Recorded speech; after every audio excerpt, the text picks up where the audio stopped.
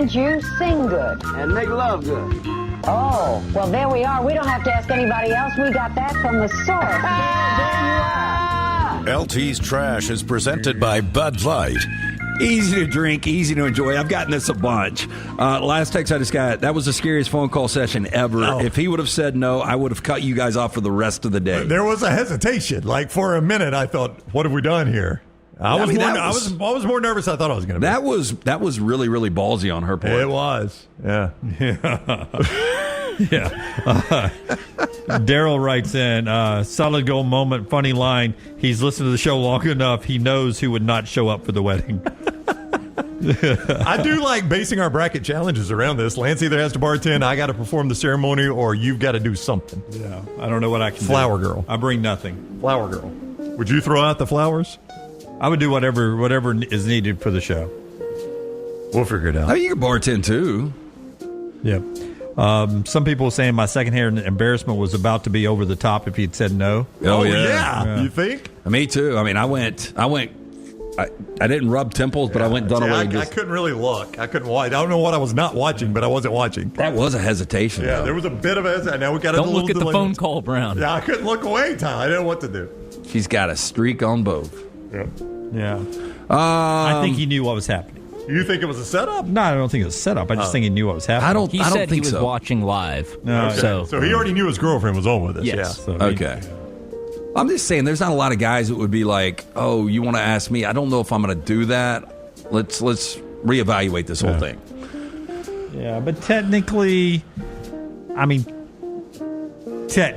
the time you and Bethany got married, was she sort of the one sort of going, it's about time we get married? I mean, you sort of knew. Well, we only dated for 12 years. Yeah. So, yeah. Now, to my defense, we started dating when I was 15. She was 14. Oh, yeah. But we were going through that wedding cycle where we were at a wedding every 3 or 4 months. And it would be more the moms that would be like, they would corner me. What are you doing? Why have you not? I'm like, it's not your business. It's just not. Yeah. But yeah, you get worn down on that. now, Maggie and I had only dated 18 months, but it just felt like it's time. That's what you're supposed to do. We dated 8 years, so Jennifer and I did. Technically, was there any more difference in what just happened than what happened in our own lives? Yeah, but there did was. not do mine on a show. I know the world has changed, but there was a time that you still. What are the women that ask the question 1 in 100 maybe? Yeah, 100%. But most of us we get sort of. We're like that wild herd that's being corralled by the cowboys. Yeah. Eventually, we get into that gate, and there's only one way to go. Yeah. We're on our way to being branded, man. Yeah. And you get that fence on both sides, and you're just in line. Why is everybody screaming ahead? And eventually, Four downs question tomorrow. Stephanie or Justin make it longer than Hugh Freeze on the plane?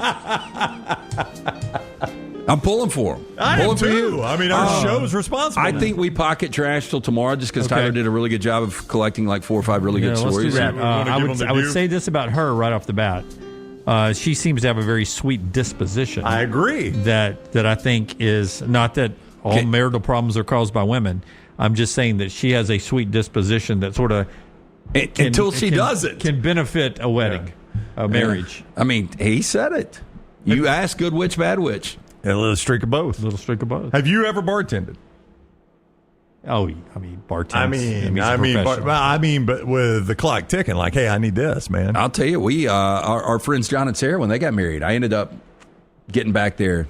Mixing drinks for everybody. Drinks. Yeah, but I bartended a bunch, but so I'd be all about this. This be easy. Oh, I'd be really good at doing the service. Oh, officiating? Then I could take business and inform the Next Round audience about your exciting brand. Contact us at sales@nextroundlive.com to be part of the team and advertise your product to hundreds of thousands of potential consumers on our ever-expanding platform. Let the Next Round help take your business to the next level. Get more information by emailing us at sales@nextroundlive.com, and one of our team members will work with you to build a plan to take your business to the next level with the Next Round.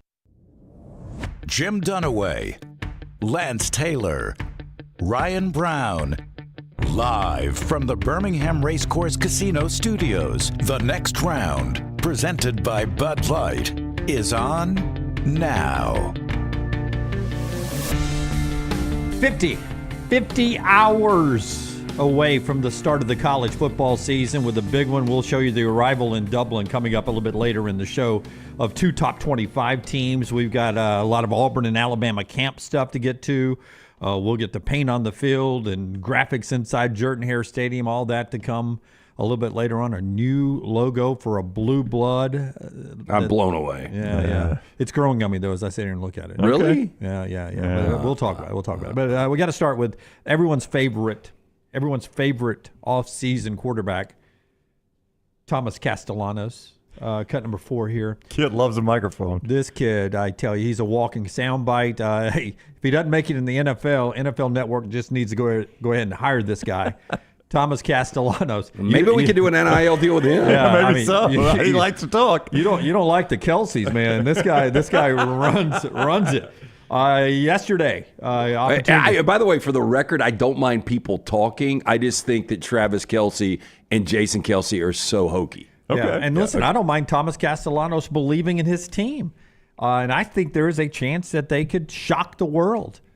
Against Alabama or just for the season? Against Alabama. All right. I mean, it's an opening game, and anything can happen. Yeah, I met with a big Alabama guy yesterday, and he's like, I'm not going to Tallahassee for 2 reasons. The heat, and if Florida State somehow pulled off that upset with their fans, I couldn't handle it. First off, more on the heat in a second. Thomas is not going Alabama's way. Well, the heat is. The weather's not. Thomas Castellanos, though, says, remember what did he say earlier this summer? Well, a couple things, Jim. Nick Saban's not walking through the door? They don't have Nick Saban anymore. I ran the ACC all by myself. Yeah, particularly about Alabama. Yeah, their defense. No, the defense one's right here. Oh, okay, I'm sorry. This is the defense. I forgot that. Thomas Castellanos yesterday on, his defense. Forget who they're playing in the first game. Here's his comments on his defense. Oh yeah, I think Coach White and our defense is the hardest defense I'll see all year. Just schematically and stuff like that, what they do. It's hard to be back there and a lot of moving parts on their end. But it's helped me a lot and helped me be better and helped me progress as a quarterback and as a player and when to just take the check down or when to just eat it or throw it away and stuff like that and when the play is over. So I think that deep, like seeing them every day for the last 3 weeks has helped me a lot and progress as a quarterback. Yeah, very complimentary of his defense. No shot there intended unless you happen to be Alabama playing the first game and you're like, wait, that's the best defense you're going to play all year? What about us? That's one of those tap your teammate on the shoulder before you run out and say, let's show him what the best defense looks like. I wonder how he's going to be utilized because he's got a interesting skill set, his ability to run around.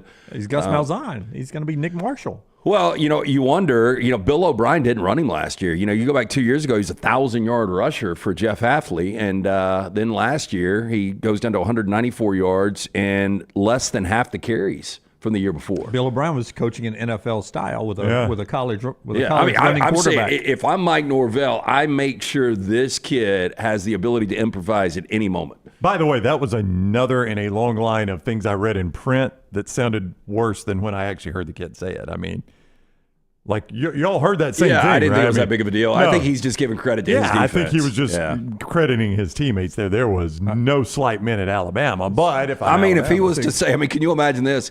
Man, watching Alabama on film and the way they really turned the corner last year, I would think outside of our defense is probably the second best I'll see this year, but Alabama's probably the best defense we're going to see. I'm just saying, that's what some people do say, though, building up opponents. And by the way, week 2 when they play Longwood or whoever is after them, East Texas A&M, this East Texas A&M team, Alabama was a good defense, but these guys have some guys that can fly around. That's the way most people approach it. And I set it up, Brownie, telling you that I know. He's just complimenting his defense. Yeah. But when you've got one of the bigger games on opening weekend happens to be against a brand like Alabama, Alabama's locker room will take it one way that, let's go show him what the best defense he's going to face all year looks like. Primarily because of the things he said before. Like, if he said this in a vacuum, I don't even know that anybody notices it.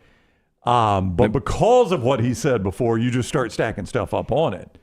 Right? I mean, well, look, Clemson will have a better defense than Florida State. I would think so. Alabama will have a better defense. Florida more than likely will have a better defense. There's a chance NC State will have a better defense. Yeah. Barry, or Mac, I don't know which one it goes by, in the chat room, here's what I'm concerned with. Alabama overconfidence. Gus's offense has always given Bama problems. I think always is a bit of an overstatement, but there are times it has. Well, I mean, even in some wins. It's a different era, completely different coaching staff. Yeah. You talk about it's a different style of defense, first off. Well, the overconfidence. I mean, who was on that roster that has won anything? Who you're talking about? Alabama? Alabama's. Yeah. I would say this about defensive schemes. Nick Saban / Kirby Smart's schemes were about as complicated as you could get in football. So a Gus Malzahn style offense would take advantage of pre-snap motions and alignments and shifts and all that to take advantage of the complication on the other side of the football. I have really well-placed sources who tell me Jeremy Pruitt would oftentimes have a call sheet that he would share with Nick Saban during game preps. But by the time he got to the game, it was as simple as it could be because Jeremy Pruitt believed we have the best athletes on the field. Let's keep it as simple as we can and not to overcomplicate this thing. And when you're playing Gus Malzahn, he almost used your great defensive mind against you with all the stuff he did in motion and, lineman occasionally downfield, whatever Gus Malzahn is known for. And Kane Womack's system is a lot more simpler to understand. Just let the athletes be athletes. I would say this, just real quick, I wanted to say this because you brought his name up. It's amazing how many former Alabama players from the Saban era, some of whom didn't even play for him, that will tell you Jeremy Pruitt was the best defensive coordinator Alabama had, not Kirby Smart. Like Jeremy Pruitt, the guys that know X's and O's, that guy gets a ton of respect. It's a shame that what happened, and I guess he's blackballed and can't coach again. No, he'll coach again. Yeah, I mean, I wonder the infractions now. I mean, what do we think of the infractions in 2025? And the guy's got to show calls for how many more years? I can't even Probably remember. Another 5. But he's also actively suing an SEC school, so I don't know how that helps you with other SEC schools. That would be the difference maker is the dropping of the lawsuit. That's right. And he probably, to get a good coordinator's job, would probably drop the lawsuit. I mean, he's just trying to get money, right? Anyway, back to what you said. What always gave Nick Saban, Kirby Smart defenses, and I guess Jeremy Pruitt and Pete Golding and anybody else that was a defensive coordinator, Kevin Steele, what we always said, here's what gives them issues is the running quarterback. Yeah. Now, a lot of that was... And pace, but yes. Yeah, well, yeah, the tempo and the running quarterback. And a lot of that was because they played a lot of man coverage. So you've got your back to the quarterback a lot. And I do believe the swarm defense plays much less man coverage than what the Nick Saban era defenses played. So you're facing the quarterback a lot more. So the mobile quarterback, you trade something off, but the one thing you don't trade off is the mobile quarterback is easier to maybe corral a little bit when you see him running. That did not work in Norman, Oklahoma last year. I'm well aware of that.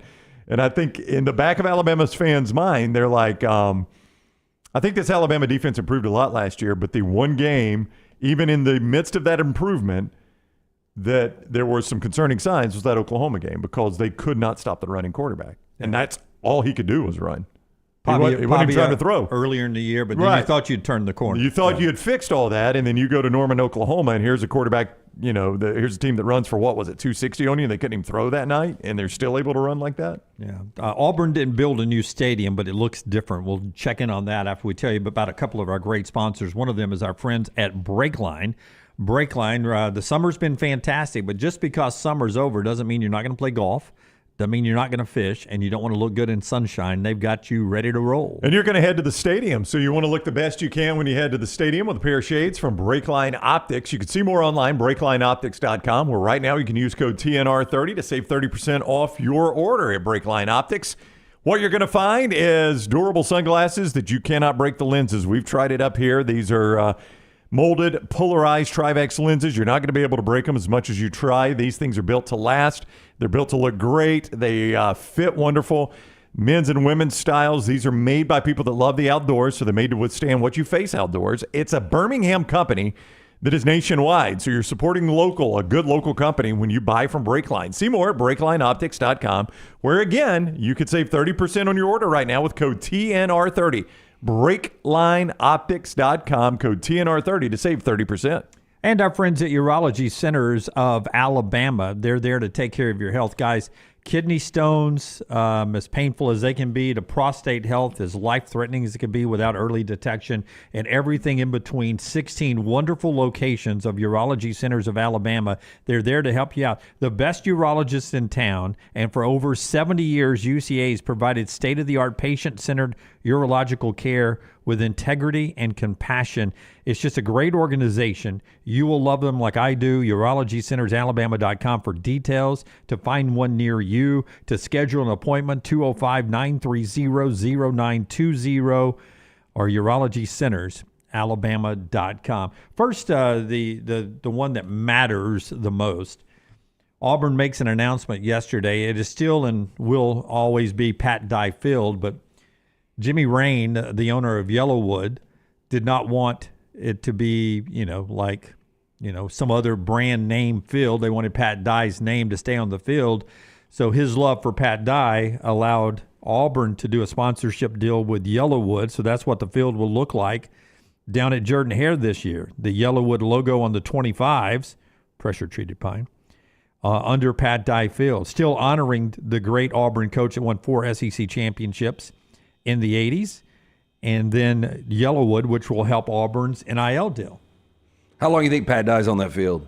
At least 5 years now, because it's a 5-year deal. Yeah, and Jimmy Rain's we all running. cycle out. Yeah, we do. I would say that name on the field, Pat Dye Field on the field, for as long as Jimmy Rain and Yellawood keeps paying the bill. Yeah, Jimmy Rain's not going to run his name off there. But if Jimmy Rain decides he doesn't want to do that anymore, and Lance, some companies like, I'd like a bigger logo than what Jimmy had, then that's when Pat Dye moves. That's when Pat Dye moves up near the new numbers. Yeah, in 25 years, Jimmy Rain's dead and gone. Yeah.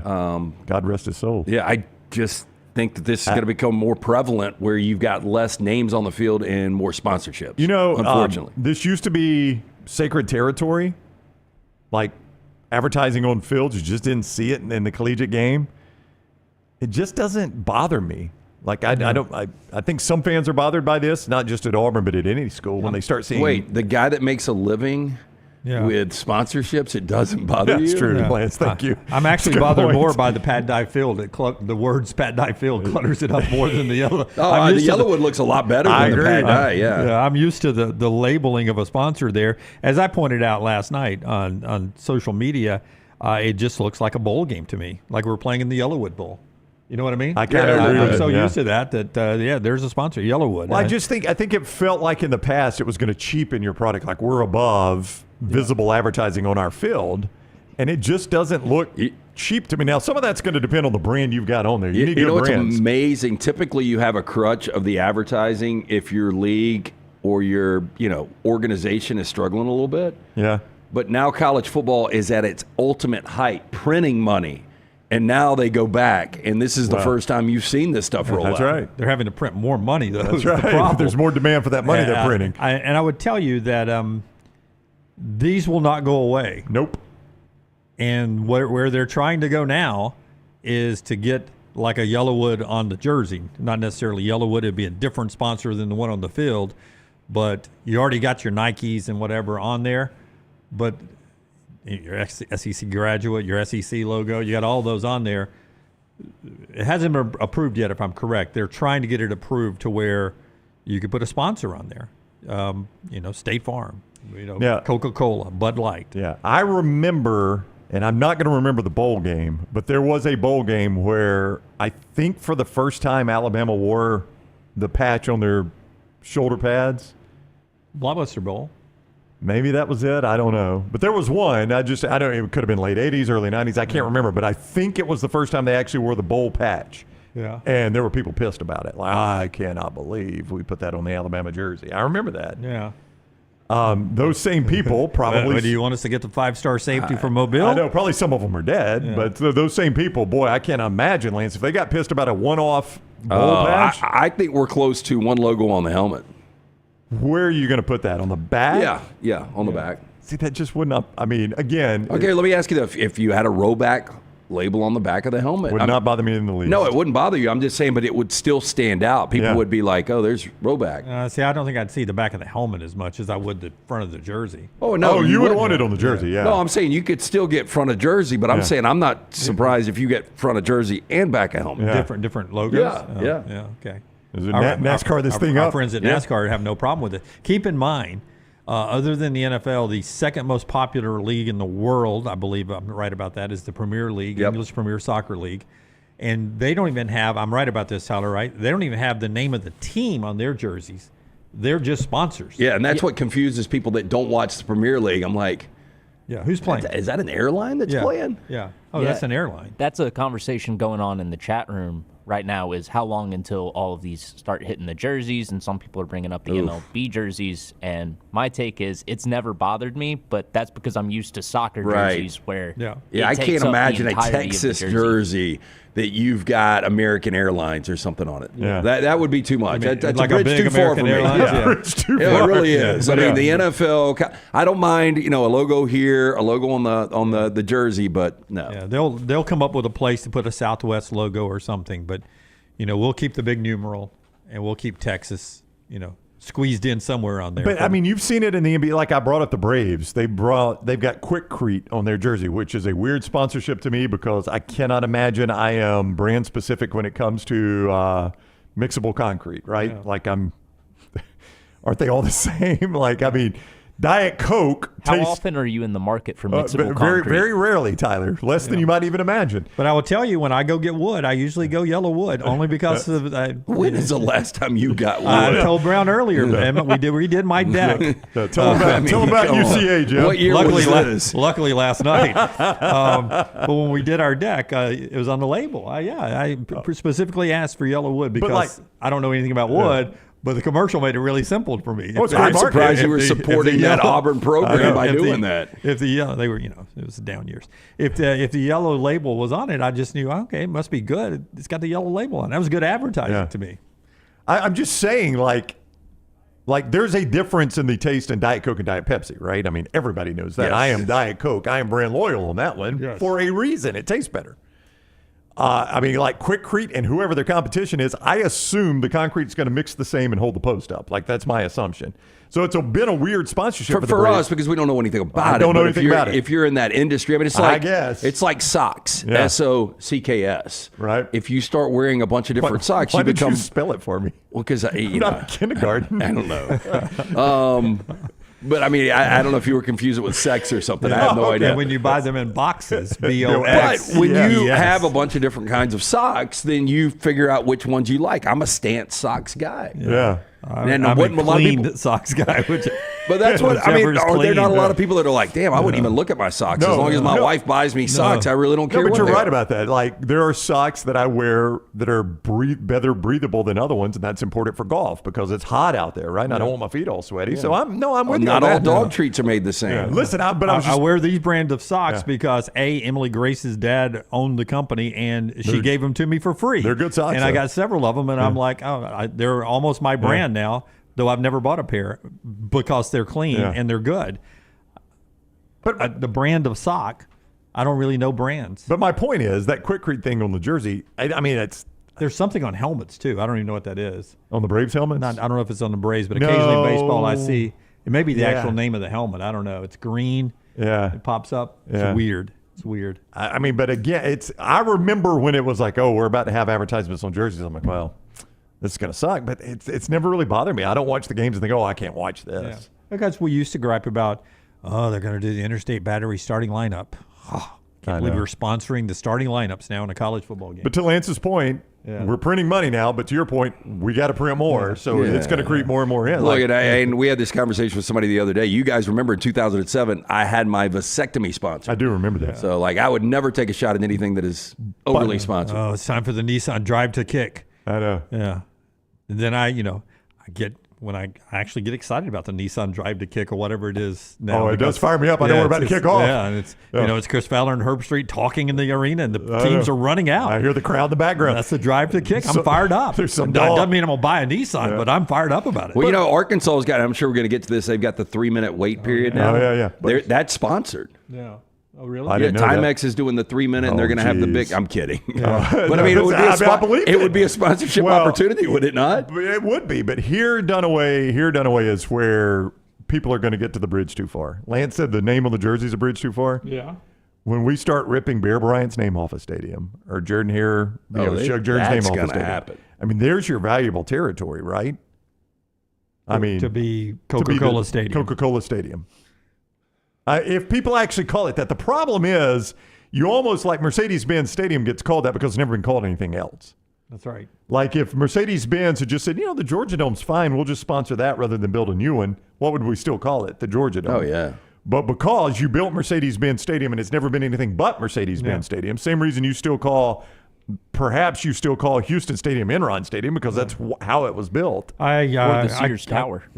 I call it Superdome. The Sears Tower's gone. I never call it. I thought it just changed the name. It's Willis, yeah. It's the Willis Tower. You still call it Sears Tower, but I'm with you. I still call it Superdome. Yeah, it's never anything but the Superdome to me. I've never called it Caesar Superdome or Mercedes-Benz Superdome or Mercedes Superdome. I just call it the Superdome. I'm with you. Yeah. So sponsorships. First naming rights are the best. Yeah. Yeah. Some sponsorships don't work.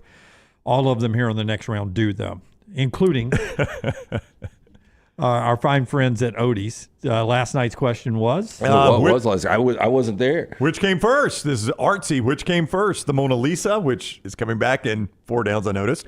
Which came first, the Mona Lisa or Hamlet? Oh, I think both are 18th century. Okay. Am I right on that? No. Nope. Okay. Even Jim knew. Yeah. Jim? I'm going to say that the Mona Lisa actually came slightly before Hamlet. I think William Shakespeare was writing a little longer, a little more recently than Leonardo was painting. Okay. Jim is correct. Early 1500s. They don't know the exact date, but early 1500s for the Mona Lisa, early 1600s for Shakespeare's Hamlet. So women were that hot back in the 1500s. Oh, yeah. Mona was a looker, man. Yeah. I'll tell you, it was a great pizza. Shout out to Da Vinci's. Pour one out. Gone. Yeah. Done. I would tell you the Leonardo da Vinci, didn't he have drawings of what ended up being a helicopter? No. I There think was he a did. guy, They an were autistic guy that flying got in a machines. helicopter that flew over Rome that actually drew it out. I thought it was. Now, what did Da Vinci have? He had like blueprints and designs for what would end up becoming a helicopter. You remember Right. we used to do our Google search of the day. Do you guys not remember the guy that was highly autistic? They put him on a helicopter. He flew over Rome. They sat him down and he drew every detail of I do Rome. remember that, yeah. 1500s Da Vinci's helicopter sketch. Yeah. In the No, 1500s. I've heard about That that. doesn't look like a helicopter. It's 100%. It's exactly, you pedal it and the thing's above. I love Lance. It doesn't look like a helicopter. Tell us about Nothing Odie's. looks Does that look like a helicopter? 100%. Odie's Tavern, great place. I actually was at Odie's before trivia yesterday, Brown. I missed you by about an hour. Why no trivia? You had things. I had a little date night last night. How about that? Yeah, there was something going on. But Congratulations. Yeah. Sat down with a friend, had some cold beers at Odie's. Always great food for lunch or dinner. Get into either location, the original Crestline, the one we do Odie's Team Trivia every Wednesday. Newest location in Edgewood. Get in, see Will Haver and that great staff. Birmingham institution, incredible food, live music every Friday and Saturday, and just a great place to sit back, watch all the games. It's Odie's Tavern. By the way, while we're here, we'll talk about Auburn's potential getting number one safety later on in the show. Get back to LT's quick tease of the 3-minute clock for Arkansas. But Justin Hokanson inside Jordan-Hare Stadium yesterday with the finished product of new numbers up on the Jordan-Hare Stadium. Well, that's the undefeated seasons there, which now I sort of, if I was an Auburn fan, I sort of wish they were not up there anymore. Yeah, because there's the national champions. You sort of are, I think you're sort of claiming all the undefeated seasons now. 19, 10, 13, 14. There's your 9 national champions. There's the updated conference champions. Let me beat all the Did Alabama. we sandbag any conference championships? Or are those legit? They brought in some SEACs. Yeah. Let me just go ahead and throw this out there for every Alabama fan watching or listening. There was a time I suggested before Nick Saban got there, when Mike Shula was there, that Alabama should put this on the stadium, on the upper decks. And instead they did what? And they told me that that's not the way we roll. too many to put up there, Jim. Too many to put up there. Yeah, we're so not instead, gonna- Wait, so it's- you were just looking around and you're like, hey, guys, you know what I think? This would look really cool. It was right before remember the ribbon boards Well, I was became about to very say, popular? Instead, they put advertising ribbon boards up there. Yeah. Yeah, but when they were just bare concrete, quickcrete up there, the upper decks, I was like, man, we need to show off all the championships in here. And they were like, Too many. yeah, Was this not- before or not- after you told Stuart Scott about the other side of the pillow? This was after that. Yeah, this That was your after first big that. one. Yeah. So they say we don't have enough crimson paint to paint all those up there, Jimmy. Well, I think one person joked and said, how many times would we have to change that? Yeah. We'd have to put the numbers closer together. as There's it kept- that problem. And then, boy, Boy. were they right. All of a sudden, they Yeah, got to that's squeeze 6 more in. And Nick Saban was like, we'll just build 2 more upper decks in the end zone there. We got plenty of space. Yeah, but there you go. It's going to be displayed there. I mean, Alabama doesn't have theirs displayed anywhere, right? It's on Flags. the flags. The flags They that are still at put the- those on the flags up there? I haven't been to Bryant-Denny Stadium in a couple of years, but I think they do. People in the chat are saying they do. I can't they swear to still? that. Never liked that look, by the way. Oh, you don't like the flags on the Yeah. upper deck? I bet the punters do. I always know which way the wind's blowing. Yeah, well, there are other flags. Well, yeah, but it's blocked out. That's stadium's high up there. I bet the punter loves it. Never Or the have field goal liked, kicker. never have liked the flags up there.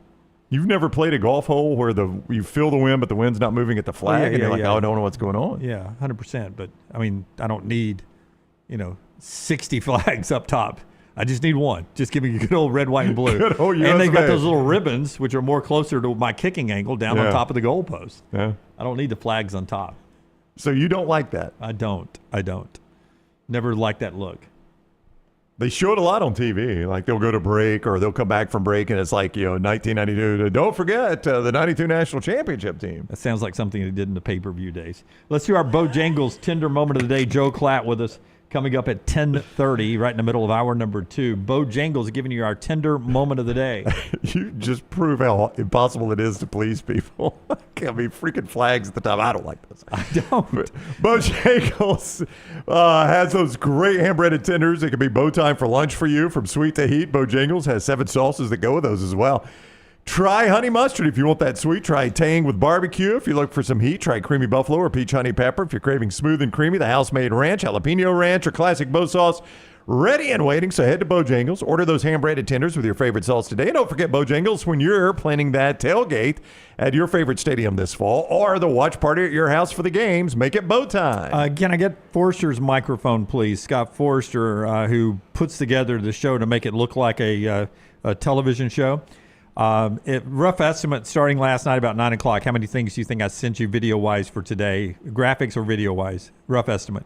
I'll go 12. I thought it was 13. I had 13 on 13 count. So many that I... You're missing one, Scott. Yeah. So many...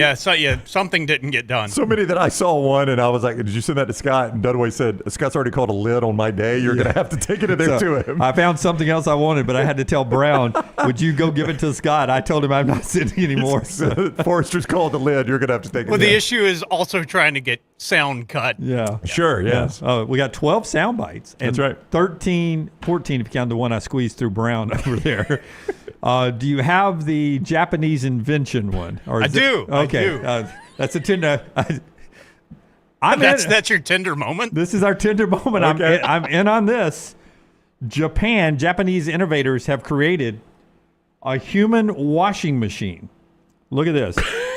Can I wash my hat in there? There is a shower. Okay, but look, you sit down and it washes and dries you in 15 minutes. It looks terrible.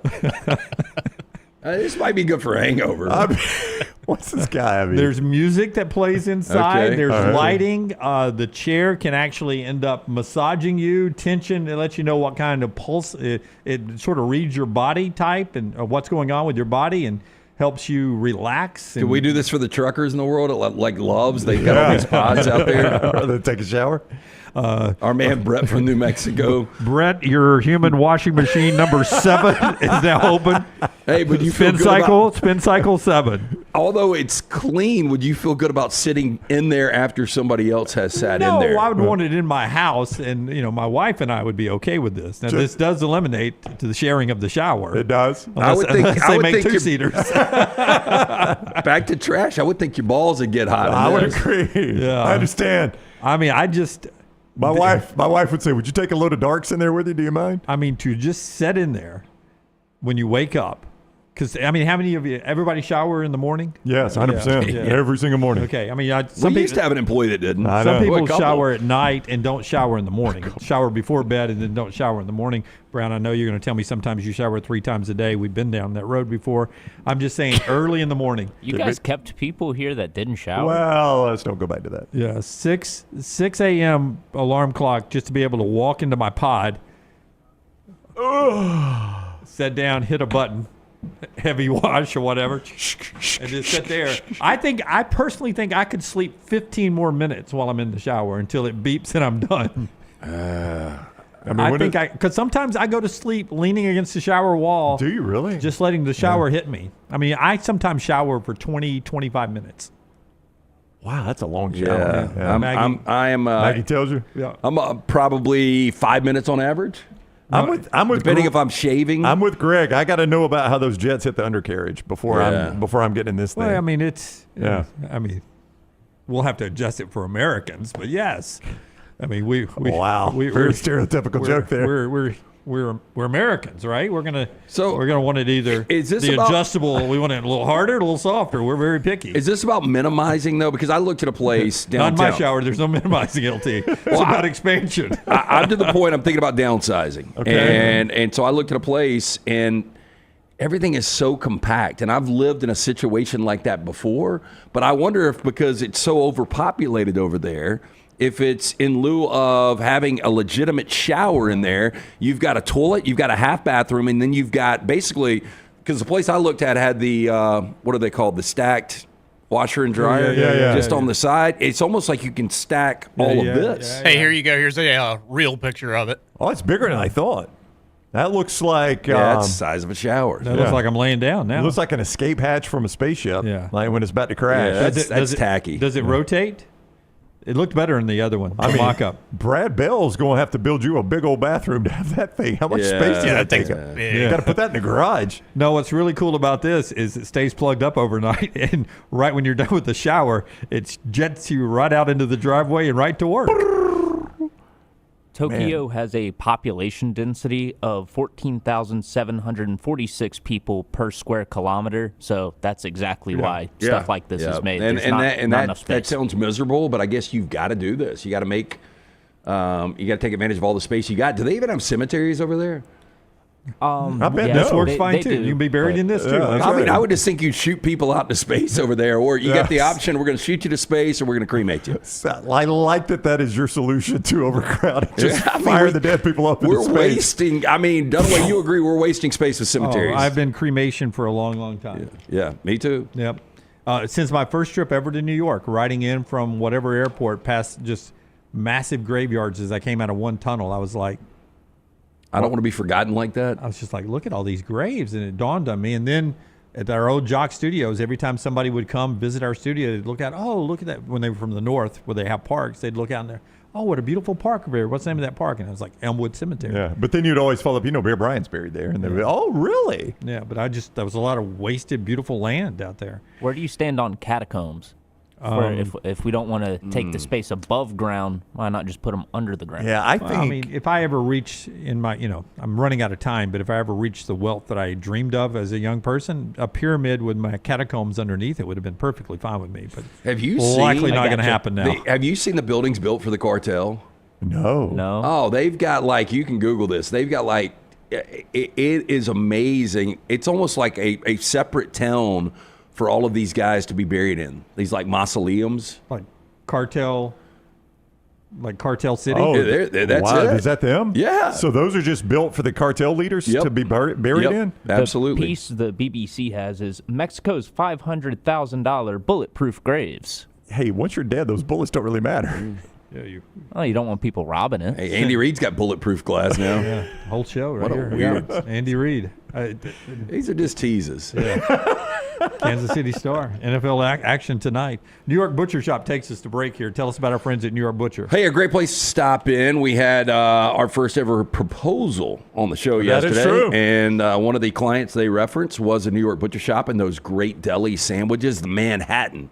Our man Justin said he went in and got. They are absolutely fabulous. They've got the substation. You can go. You can order their signature sandwiches. You can customize your own sandwich. Not only that, pick up the freshest meats on your way home, from the steaks, the ribs, chicken, pork. Great sides made in-house. Fantastic selection of fine wines and desserts. One-stop dinner shop. 2 locations, Cabo Heights, Highway 119 in Greystone. Rare quality, well-done service. It's the New York Butcher Shop. And I use New York Butcher Shop, and it fits right into my way to wellness diet. It keeps me, my eating plan that keeps me right now at a cool 175 pounds.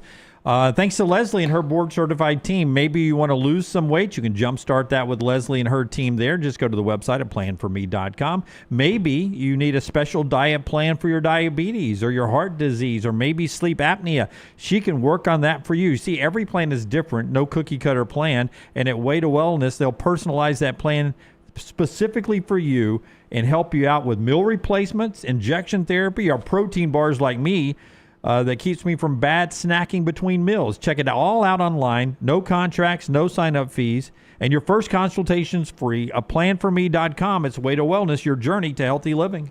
Follow Brownie on Twitter and Instagram at Ryan Brown Live.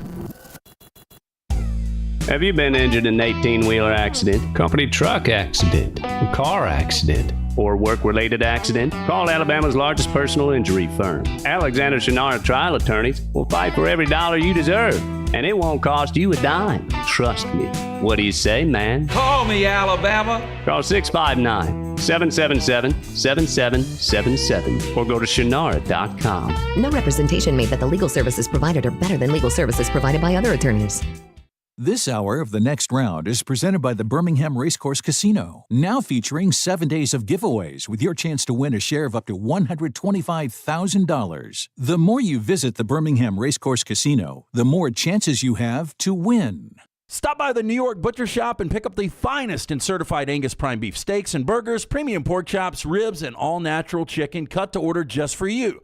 Their chef-prepared entrees and side dishes are the perfect dinner-to-go choice for your family and are ready to heat at home. With a great selection of fine wines and desserts, the New York Butcher Shop is your one-stop dinner shop. 2 locations to serve you, Cahaba Heights and on Highway 119 in Greystone. The New York Butcher Shop. Rare quality, well-done service. Take TNR on the go with a podcast built for your satisfaction. Miss Hour 1, find it in podcast form. Miss Hour 2, stream it now. Miss Hour 3, download it for later. Miss Hour 4, well, just know it's never coming back. Listen to TNR wherever you find podcasts. Hey, Lance Taylor from the Next Round to tell you about my friends at Michelson Laser Vision, located conveniently UAB Highlands. Almost 20 years ago, I went in for the procedure. Only took 12 minutes for both eyes. When I went in, I had 2200 vision. I was legally blind. Now I have 20/15 vision, still 19 years later. Make the call today. Schedule a hassle-free consultation, 969-8100. Dr. Mark Michelson, Dr. Jen Michelson, Michelson Laser Vision. Make sure you tell them the Next Round sent you, 969-8100 or MichelsonLaserVision.com. Hey, for all of your IT and printing needs, reach out to our friends at Xerox Business Solutions. Look, I'm still one of those old school guys. I print my notes every single day for the show. If you watch the show here on the Next Round, you see all the notes in front of me. From day one, Xerox Business Solutions, they've been with us here at the Next Round. Local for over 45 years. For all of your IT and printing needs, visit XeroxBusinessSolutions.com or call 205-969-3000. That's 205-969-3000. Follow Next Round Live on Twitter, Instagram, Facebook, and YouTube. The social media team at Next Round Live is dedicated to giving you daily news conferences and practice video from UAB, Alabama, Auburn, and around college football. Follow and compare to the sites you used to visit. You'll also get the latest highlights and news from the Next Round Daily Show. Turn on the notifications so you don't miss a thing. Follow Next Round Live on Twitter, Instagram, Facebook, and YouTube. See more at nextroundlive.com. Excitement awaits at Barber Motorsports Park for the UAB Medicine GT World Alabama Benefiting Teal Wings of Hope, September 5th through 7th. Witness some of the most iconic sports cars like Lamborghini, McLaren, and Ferrari battle it out on the track. Enjoy the beer gardens, food trucks, Kids Zone, Garage, and more. The UAB Medicine GT World Alabama. Kids 15 and under get in free. Get your tickets today. It's bow time. Tired of choosing between sweet and savory? Why not have both? Introducing Bojangles' new chicken and bowberry waffles. The bold Cajun chicken filet you love, now drizzled with a bowberry honey glaze and sandwiched between two warm waffles. Which means your favorite meal of the day just met your new favorite dish. And lucky for you, it's served all day. But it's only here for a limited time, so try chicken and bowberry waffles at Bojangles today. It's bow time.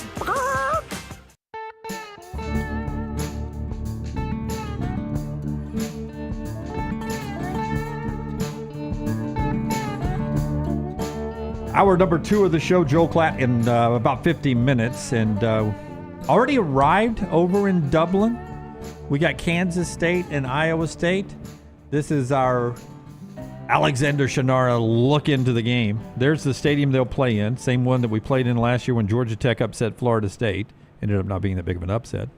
Kansas State making it over there and then touring the field, the stadium, getting a look at it. They'll get some practices in before the 11 a.m. Central Time in the U.S. kick coming up on Saturday morning. So here in a few hours at 11 Central today, we'll be 48 hours away. Oh, cannot wait. Yeah, and it's such a good first big game that will have Big 12 championship impact as they've arrived over there. There's the Iowa State football team arriving. Charter plane, I hope, and they all touch down and they go tour the stadium. Good times for those guys, and good times to be with our buddy Alexander Shannara when you need a trial attorney. Yeah, national firm with Southern roots, headquartered in Birmingham for more than 24 years. They've grown to more than 150 lawyers, supported by more than 500 dedicated team members, and they've recovered more than $2 billion, maintaining Alexander's core values. Those are integrity, mastery, passion, and success. When you find yourself in need of a lawyer, call the Alexander Shannara Trial Attorneys. You pay nothing unless they win your case. The best place to start is Shannara.com. Shannara.com. Before we get into Alabama and Auburn camp, and you can get cuts 2 and 3 ready for me, Tyler from Bama camp. The folks at SEC Unfiltered, I love to give credit when people do some work. This one made me laugh last night. SEC Unfiltered on Instagram. They got a podcast and all that too. Go support those guys. But SEC Unfiltered, the strangest team, they went back through the books, the history books of the SEC teams.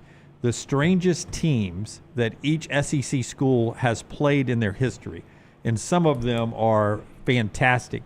Vanderbilt once played in 1890, the Vanderbilt graduates in a game. They counted. These games counted. These are not exhibitions. They so counted. what are the Vanderbilt graduates? Just a group of guys that have graduated that are so like alumni put a team together. Yeah. In 1890, it was hard to get a game. 1921, Ole Miss took on Havana University.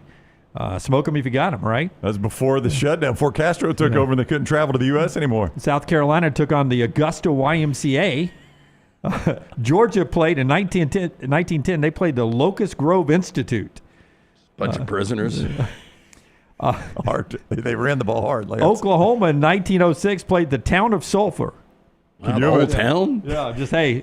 You get 11 from your town. I'll bring my university over here. Y'all run Judy again and see what happens. No, they just toss right, toss left to Mongo. Missouri, 1890. Missouri played the engineering students. Oh, I bet that was an ass whipping. You think Missouri is plus 48 in that one? The most recent one on this list is Auburn in 1944. They just played the 4th Infantry. Wow. Do they get to use their guns? Coming back from war. Now, Jim. Tennessee played the Tennessee School for the Deaf. Texas A&M and Texas both played the Texas School for the Deaf. Silent counts, right? At least they didn't have to hear Rocky Top. Kentucky in 1902 played the QNC Railroad. But that was that team had a hard edge though. Those railroad workers were tough. That was probably some guys that had been locked up. My favorite one is Alabama though in 1917. These counted now in the all-time wins. Alabama played the 2nd Ambulance Company of Ohio. Not of Alabama. Wait, I got to Google this. The second Ambulance Company of Ohio. You think that was a road game? Yeah. 1925, LSU played the LSU freshmen. Florida played a tennis club out of Cuba in 1912. Yeah. In football, we're going to play the tennis club. That's got to be homecoming. In 1902, Arkansas played the Cherokee Male Seminary. No cussing. And Mississippi State in 1918 just played Payne Field. Hey, here we go. Whoever's on the field there, we'll play you guys. Right, the 2nd Ambulance Company of Ohio was a World War I military unit composed of former Ohio State football players. Oh, see, this is a better game than you gave credit, Jim. Played against Alabama in 1917. What do you think the final was? I bet Bama won. I bet it was low scoring. I bet Bama won in a weird score like 11-8. I'm going to say 6-0. Yeah, very good, guys. Alabama won 7-0. Yeah. That's good defense. That 2nd Ambulance Company of Ohio was known for their defense. Yep. I just some weird time. It's just a really great graphic there from the fine folks at SEC Unfiltered. It is weird, though. I mean, you've brought this up in NASCAR. Like, Richard Petty is the king and is the win leader, but Richard Petty used to race like some Wednesday afternoon races. Yeah, well, I mean, and they all counted. Tuesday night, Thursday nights. Yeah. Like he may race in the big guys race on Sunday, and then Thursday night may have been here at BIR. And those all counted They all towards counted. his win total, yeah. Alabama gave up 29 points in 8 games in 1917. What do you think the record was in 8 games, only giving up 29 points? Oh, I bet they were 5-3. I'm gonna say 6-2. 5-2-1. 5-2, yeah, gotta throw that tie in there always. Yeah, it's probably a freaking 0-0 tie. Crazy. 5 shutouts, and they still lose 2 games and tie one. Yeah, unders. You know who would have loved that? Joe Tessitore. This is one of the best defensive performances in SEC history today. How bad was Ole Miss back then? They beat Ole Miss 64-0. You could only beat the 2nd Ambulance Company of Ohio 7-0, but they beat Ole Miss 64-0. That was a pistol whipping. Yeah. Ole Miss still was wearing those seersucker suits. They hadn't been to war like the other guys. Hey, the final game of the year that Alabama lost was to Camp Gordon. Who in the hell was Camp Gordon? Well, I guarantee it was a military base. More military people. Our friends at Hemp Hill bring you Lance's Lock, 2 NFL exhibition games tonight. Steelers, Panthers, Patriots, Giants. You can play those games and jump on for football season right now at lanceslock.com. Yeah, free play every single day. We've got a football package coming up for you. Jump on board, lanceslock.com. Always brought to you by our friends at Hemp Hill Services. Trust the name Birmingham has trusted since 1954 for all of your plumbing, heating, cooling issues. Any of these arise in your home or business, they are ready to serve you. Call Adam, Chad, Andrew, the guys there. Tell them the next round sent you. Hard to stop a train. For more information, hemphillservices.com. What are those lines on the mybookie.ag app for the games tonight, Brown? All right, so you want the NFL lines tonight? Yeah. Is that what you're asking for? Yeah, give me those games tonight. MyBookie.ag is where you can play all these. So I'm going to jump in. I want to jump in and play right now. Well, yeah, you got to scratch that itch. And here's the good news is you can play with some confidence right now because they've got that first bet back bonus. So here's how that works at MyBookie.ag, code next round. When you use code next round, you make your bet. They cover that bet up to $500. So if you lose, they just put that right back in your account. One-time rollover, and you get to fire away again. So it's risk-free right there on that first bet. They're going to cover that. When you sign up at mybookie.ag and use code next round, mybookie.ag, code next round. Tonight, the Steelers, a 4.5-point favorite at the Carolina Panthers. And the New York Football Giants, a 6.5-point favorite as they take on the New England Patriots. Coming up on Saturday, Kansas State still a 3-point favorite over the Iowa State Cyclones in Ireland. Okay, to Bama camp. Ryan Grubb this week, the offensive coordinator, I think said something that Alabama fans really liked. Okay. All right. He's going to throw it to the tight end. Here's Ryan Grubb on how this offense will look different with Ty Simpson compared to Jalen Milroe. I mean, that's kind of the obvious one, right? Is like we're not necessarily a Jalen Milroe offense right now. Just Jalen was a super talented runner, and that was probably a part of the game plan every week, and which was smart last year by the offensive staff. So I think that's probably the biggest difference. Ty is certainly capable of doing those things. I've just, probably philosophically, Mike Penix was a good runner. People wouldn't know that, but we didn't really run him till the playoffs or late just because it's a long season. And, you're better off with your starter being able to throw the football in this offense than run it. We'll certainly look for those opportunities because I think Ty is a good runner, and we'll make sure we have, things for him. But taking care of him, making sure that he's upright is important.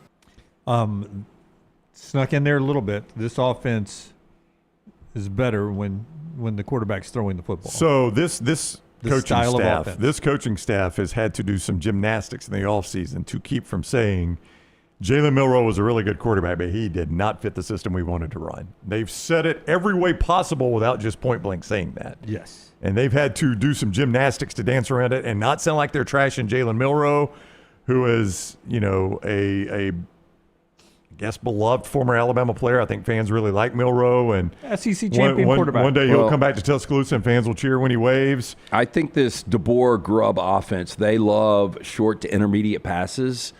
And, I mean, let's face it, Milroe threw a really clean, deep ball, but didn't have a lot of accuracy in that short and intermediate. And, I think that's what Ty is going to be asked to do a lot of. And quick release. Quick release, man. Well, but, I mean,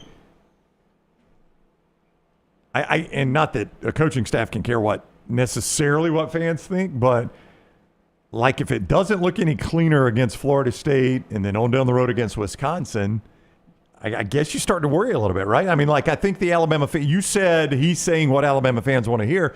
They want to hear that because their expectation is, whether this is true or not, the narrative is they've got a quarterback now that may or may not be better than Jalen Milroe. We don't know until we see him. But what we do know is his skill set fits the system they want to run more than Jalen Milroe's did. Doesn't mean Simpson's going to be a better quarterback, but it means the system they're running, this quarterback fits that system better. So I think Alabama fans' expectations are they're going to turn on that Florida State game and see a more fluid offense than you consistently saw last year. Boy, another thing I forgot about last year, I know you Alabama fans did not. You're the smartest people in the world. 116th in penalties last year, Alabama was. Some of those on offense, and I just feel like a system that is better designed to run the way those coaches want to run it, hopefully will eliminate some of those penalties. That's an enormous. When you're 116th in penalties, that is not good. Lance, only Ole Miss was worse in conference than Alabama. Alabama actually had more penalties than Ole Miss. Their total penalties didn't lead the conference. But in penalty yards, or yards per game, whichever way you want to look at it, obviously, Ole Miss is the only one that was worse than Alabama. Well, the first loss of the year was to Vanderbilt. And, well, I thought it was more. 6 penalties, 57 yards in that one. I thought that was like the 2 turnovers. Well, here were your worst penalty days for Alabama. And tell me if you notice these games had anything in common. 13 penalties, 120 yards against South Florida in game number 2. What do you remember about that South Florida game? Holding on the right tackle. It was an unfortunate game for Wilkin Formby. I mean, right there on national television, he had a really tough start. That game ended up 42-16. That was a one-possession game in the fourth quarter. Am I right about that? Late, yep. Yeah. But 13 penalties, 120 yards. At Tennessee. Yeah, real quick, South Florida going into the fourth quarter, it was actually a 14-13 Alabama lead. Yeah. And I think South Florida had ball in hand going to the fourth quarter, 14-13. Tennessee. At Tennessee, 15 penalties, 115 yards. Yep. At Tennessee. I mean, on the road to have 15 penalties. Starting with the very first play, right? Yeah, I think they had to delay. The TV was late getting to the game, but I think because of the game before. But I think there was a delay or a false start. Yeah, Alabama was late getting out of the snap. Yes, they were to get to the game. Oklahoma only 4 penalties, 30 yards, so it wasn't an issue in that loss. Turnovers are an issue there. Yeah, that was your big issue there. I mean, Vandy, 6 penalties, 57 yards, not awful, but 6 penalties on the road in the SEC. Well, I can't even say on the road at Vanderbilt. That's not a factor. Yeah, but I think, around 7 or 8 penalties a game gets you about 1/16th in the country on average. Yeah. Well, I'll tell you their third worst game. I just gave you their 2 worst, were South Florida, which was a mess, Tennessee, which was a loss, Georgia, 10 penalties, 90 yards in a game. They won 41-34 and were dominant for one half of football. Can I guess Navy and Army the least penalized teams in college football last year? I will go look at that. I mean, with their combined 23, 24 wins, I would. Iowa State, shout out for tomorrow. 11 wins there, though. Iowa State, your least penalized team in the nation in terms of yards last year. Air Force was second, though, as you go service academies. Army was 4th. Yeah, fewer plays. No, you're right about that. To make fewer mistakes. All right, one other thing from Alabama camp. Dijon Lee, Katie Wyndham, who covers Alabama for Sports Illustrated. Dijon Lee, according to Kane Womack, is making some noise. And as a true freshman, he considers good enough to be a starter. Wow. So, you got 2 returning starters in Brown and Jackson back there, but 6'4", DB Dijon Lee. Oh, that's what fans always want, a tall defensive back. Wait, it's weird to see him every time, but keep an eye on Dijon Lee, who's turning heads. Also, Deontay Lawson. LT asked about him yesterday. Kane Womack heard LT ask about him, so he wanted to give us an update on Deontay Lawson. To me, he looks a little bit more like the 2023 Deontay Lawson from a weight standpoint. He got, I don't know if he got too heavy last season necessarily. He carried a lot of bulk on and moved really well. But obviously from an injury standpoint, he had to come back from that, and his body is just in a position to where he's moving really fast. He looks good. He's playing with great anticipation. His level of leadership is taken to another level. He's playing his best football right now, which is pretty impressive to say. 9 months coming off of a leg injury. So really impressed with him. Proud of him. Yeah, 8 or 9 months off that leg injury, where I wondered how much of the season we'd get from Deontay Lawson, and now he's then playing his best football of a guy who at some point in his career has been projected as a first-round NFL draft pick. I don't know if he'll get that now after the leg injury, but maybe he will. Somebody in the chat room yesterday, I don't know who to credit, was like, I'm just going to be honest with you, he looked slow to me last year when we were talking about the importance of having him back. So to whoever said that into the chat room, that's got to make you feel a little bit better as his defensive coordinator's like he's thinner and faster now. Yeah. We'll see if we can tell the difference. But, just the fact he's going to play is a testament to his hard work. Yeah, we'll get back from that injury. We'll talk Tallahassee weather later on in the show, but right now it's time for our viewing menu brought to you by our friends at Michelson Laser Vision. 205-969-8100. Make the phone call that I made back in 2003. Dr. Mark Michelson, Dr. Jen Michelson, best in the business. I had the 2200 vision. I was legally blind without the aid of contacts. After the procedure, 2015 vision, better than 2020. Make the phone call I made. Ask for Amy, 205-969-8100. She's going to hook you up with a hassle-free consultation, zero to lose, to find out if LASIK is right for you. For more information, MichelsonLaserVision.com. Got a new premiere on HBO Max tonight, Peacemaker Season 2. This is the follow-up to Season 1 of the show, where John Cena plays his character from the Suicide Squad. And a lot of people have a lot more interest in DC now that Superman's out and are eager to see what's next. John Cena popped up for a split second in Superman, so that reignited interest. So I'm going to have to go back and watch Season 1. Amazing how mainstream that guy is. Yep. Yeah. He makes incredible amounts of money at the box office in anything. I saw a cool video of him, though. Apparently, I can't remember what's his phrase when he's wrestling. Never give up. I know that's something basic, but there's something like that he says. What's Cena cooking? No. Never give up. You can't see me. Never give up is the one that. So he was the guy that did this. Yeah, right. But there were a bunch of people that had written him letters about how that phrase impacted them, and he's reading the letters. He thinks just for like a piece that WWE's doing. But all the people that had written letters were in a room next to him, and then they came out and thanked him personally. It was a really cool video that showed a human side of him. Seems like a good dude, John Cena. So I saw a movie last night that a buddy that listens to the show, Chilean Bullets vet, Rab, he recommended to me. And I think you're really going to like it. After we watched it, Maddie was like, that is one of the worst. I cannot believe we watched this. Brown would absolutely hate it. It was called The Coffee Table. It's a Spanish horror comedy, okay? Okay. And this couple... We got so many things in English. I just don't understand. They've got a newborn, and they go by this controversial coffee table. And the coffee table becomes the centerpiece of, like, this chaotic... It was an emotional assault. I'll call it that. That's what it was on me last night. Because I shouldn't have been laughing at the stuff I was laughing at. It was one of the darkest movies I've ever seen in my life. Brown would hate it, you say. Oh, you would have turned it off so early. I mean, I think he was out when you just said Spanish horror comedy. Yeah, subtitles. I mean, I know that it's in subtitles. That's all. Hey, I'll tell you, when you laugh in subtitles, they've done a good job. Yeah, that's true. Yeah. That's very true. We've got the re-release of Black Swan in IMAX tonight. So, Dunaway, if you've ever wanted to see Natalie Portman and Mila Kunis, on the big screen, you got your chance. East meets West. funny you think I haven't seen that Yeah, already. I was about to say, your assumption there. Not on the big screen. You're so naive, man. Hey, You're so Dunaway naive. was the first person to know about Mr. Skin. Yeah, you're so naive. And then finally, we've got a big theatrical release now. The movie Neja 2, which released early this year in Mandarin, is getting an English dub release. Oh, thank God. Because it made over $2.2 billion at the box Do office. I need to see Neju 1 to understand Neju 2? No, you do not, Okay, so actually. they're separate? All right. Yeah. You shit on subtitles all the time. Have you seen Parasite? It's one of the greatest movies in the history. I of didn't film. like it as much as you did. Yeah. So, I mean, is $2.2 billion a lot in China?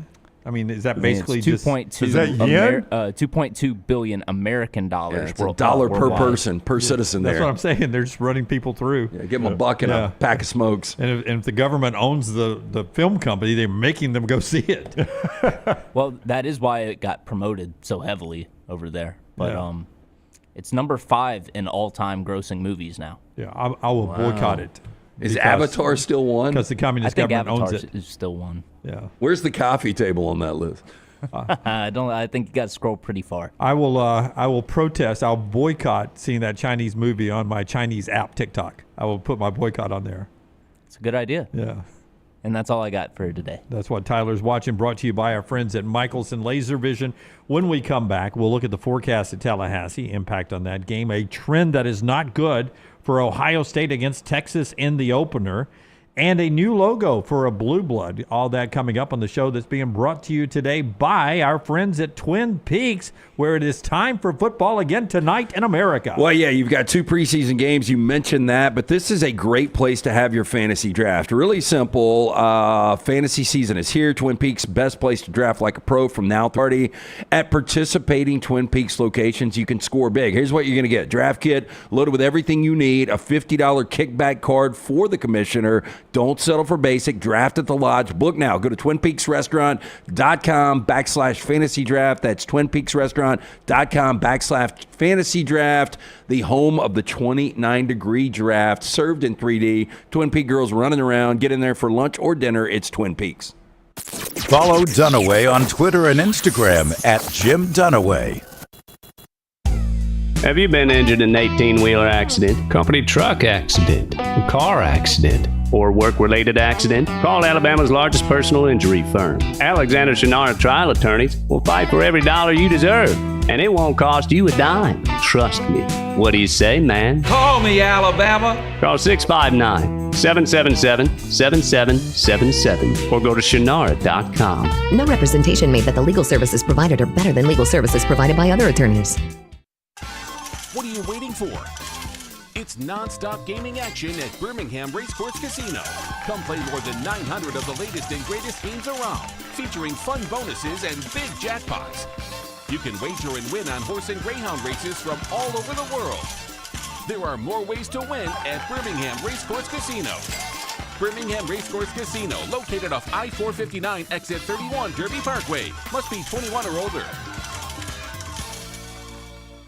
Hey, there's nothing worse than waking up to a plumbing problem. Don't get caught in a flooded house. Call the guys at Hemp Hill Services. Adam, Chad, and the team at Hemp Hill are the only ones I trust to fix it and fix it right the first time. Hemp Hill Services does it right and always at a fair price. For all of your plumbing, cooling, and heating needs, trust the name that Birmingham has trusted since 1954. That is Hemp Hill Services. Call now, 205-229-2090. That's 205-229-2090. Looking to expand your business? Let the Next Round help you. Contact us, sales@nextroundlive.com, and be part of the team. Advertise your product to hundreds of thousands of potential customers on our ever-expanding platforms. The Next Round can take your business to the next level. Join our existing partners in the fastest-growing media space, both live and on demand, while reaching the most desirable audience for your business. Get more information by emailing sales@nextroundlive.com, and one of our team members will work with you to build a plan to take your business to the next level using the Next Round. At Central State Bank, we are large enough to serve you and small enough to know you. Manage your money with ease, whether it's mobile banking, hassle-free checking, competitive loans, business solutions, or personalized financial advice. We're your hometown bank with big-time service. Visit us today and experience banking made simple, because at Central State Bank, you come first. Member FDIC. Stop by the New York Butcher Shop and pick up the finest in certified Angus prime beef steaks and burgers, premium pork chops, ribs, and all-natural chicken cut to order just for you.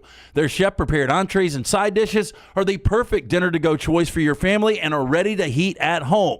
With a great selection of fine wines and desserts, the New York Butcher Shop is your one-stop dinner shop. 2 locations to serve you, Cahaba Heights and on Highway 119 in Greystone. The New York Butcher Shop. Rare quality, well-done service. Twin Peaks is the best in the game. Here, you're in the red zone for every college rivalry and divisional matchup all season long. I mean, where else are the scenic views as good as your view of the game? Only at Twin Peaks, the #1 sports bar.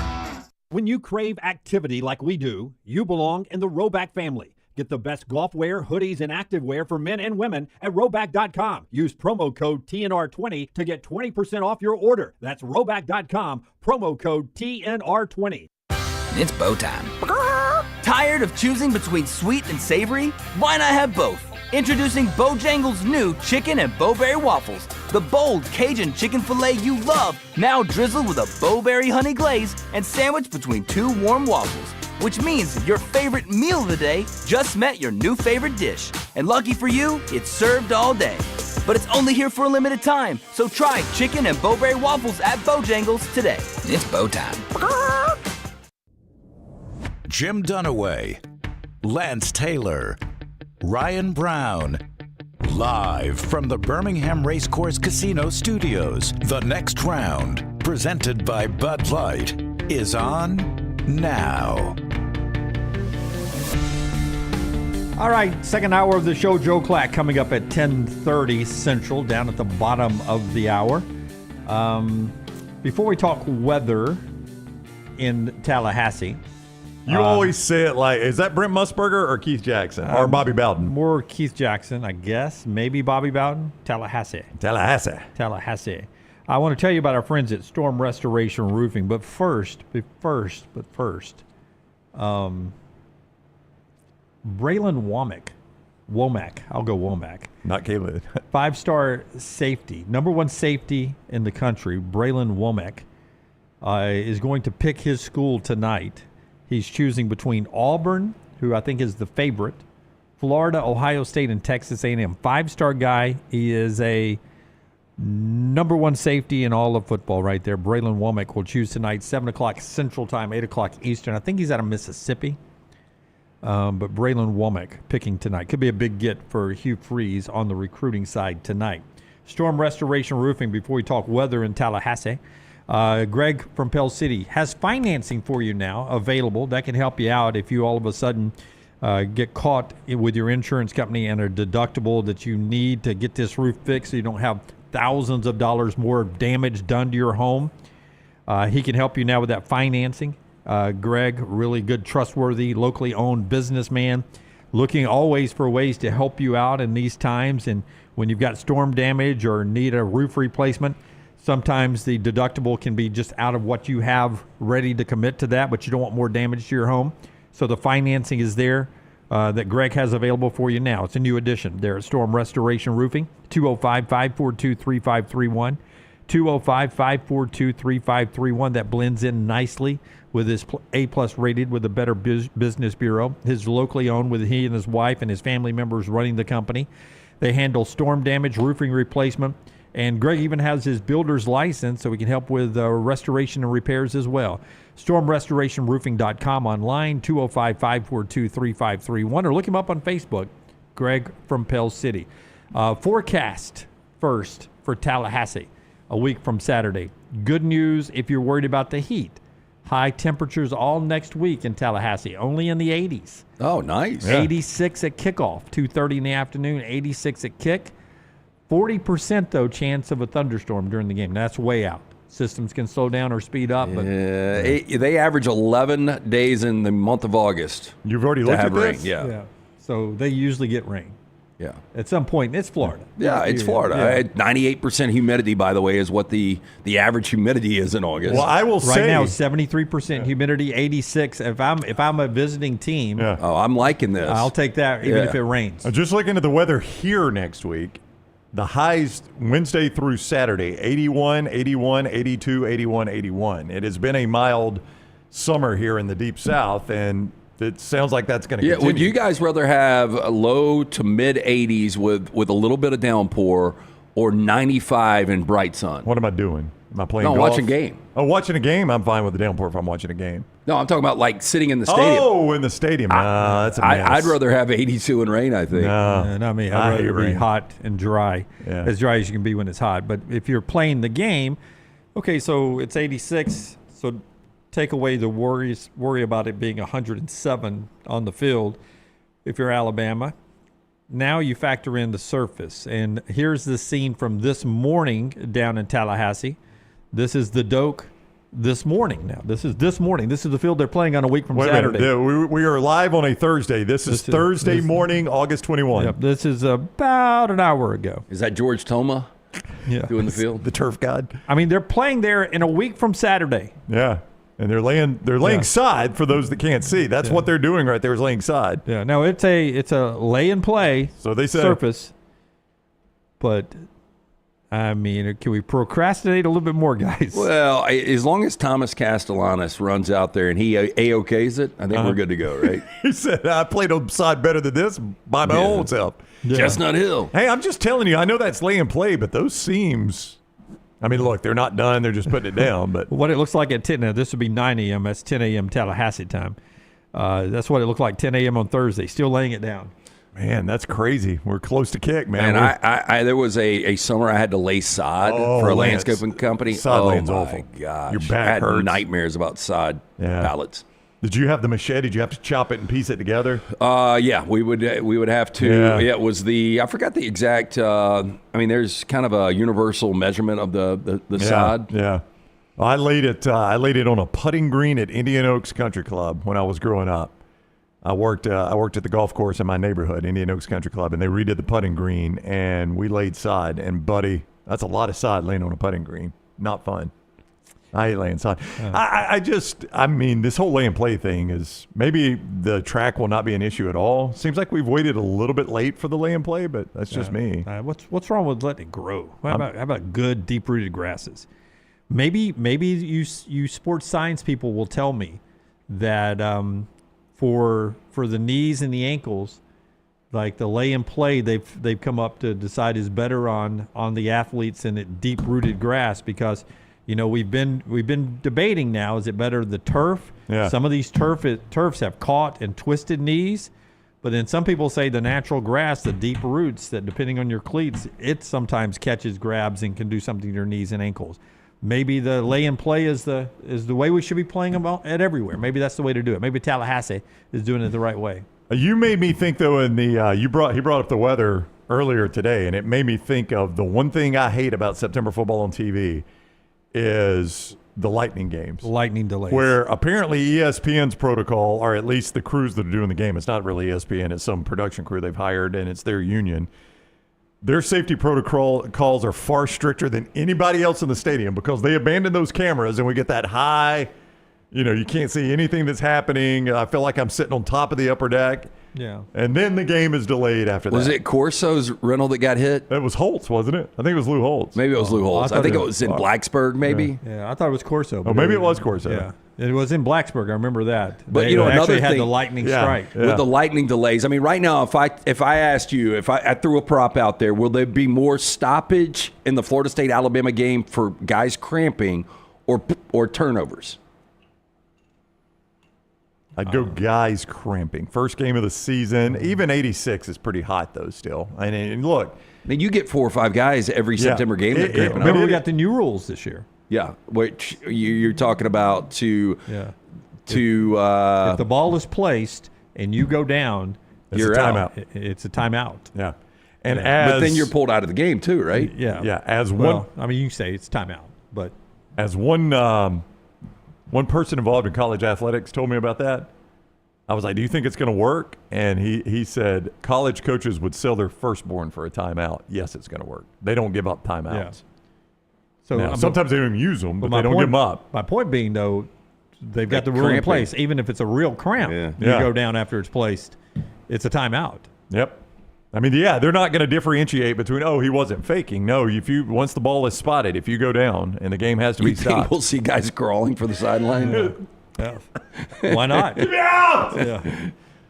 You see his ass go down, you help him off the field. You be to prepared to come in, too. Yeah, you run out there and tag him out, but drag him over here first. Now, I will say this. It is harder to find two hotter places to have football camp than Tuscaloosa and Tallahassee.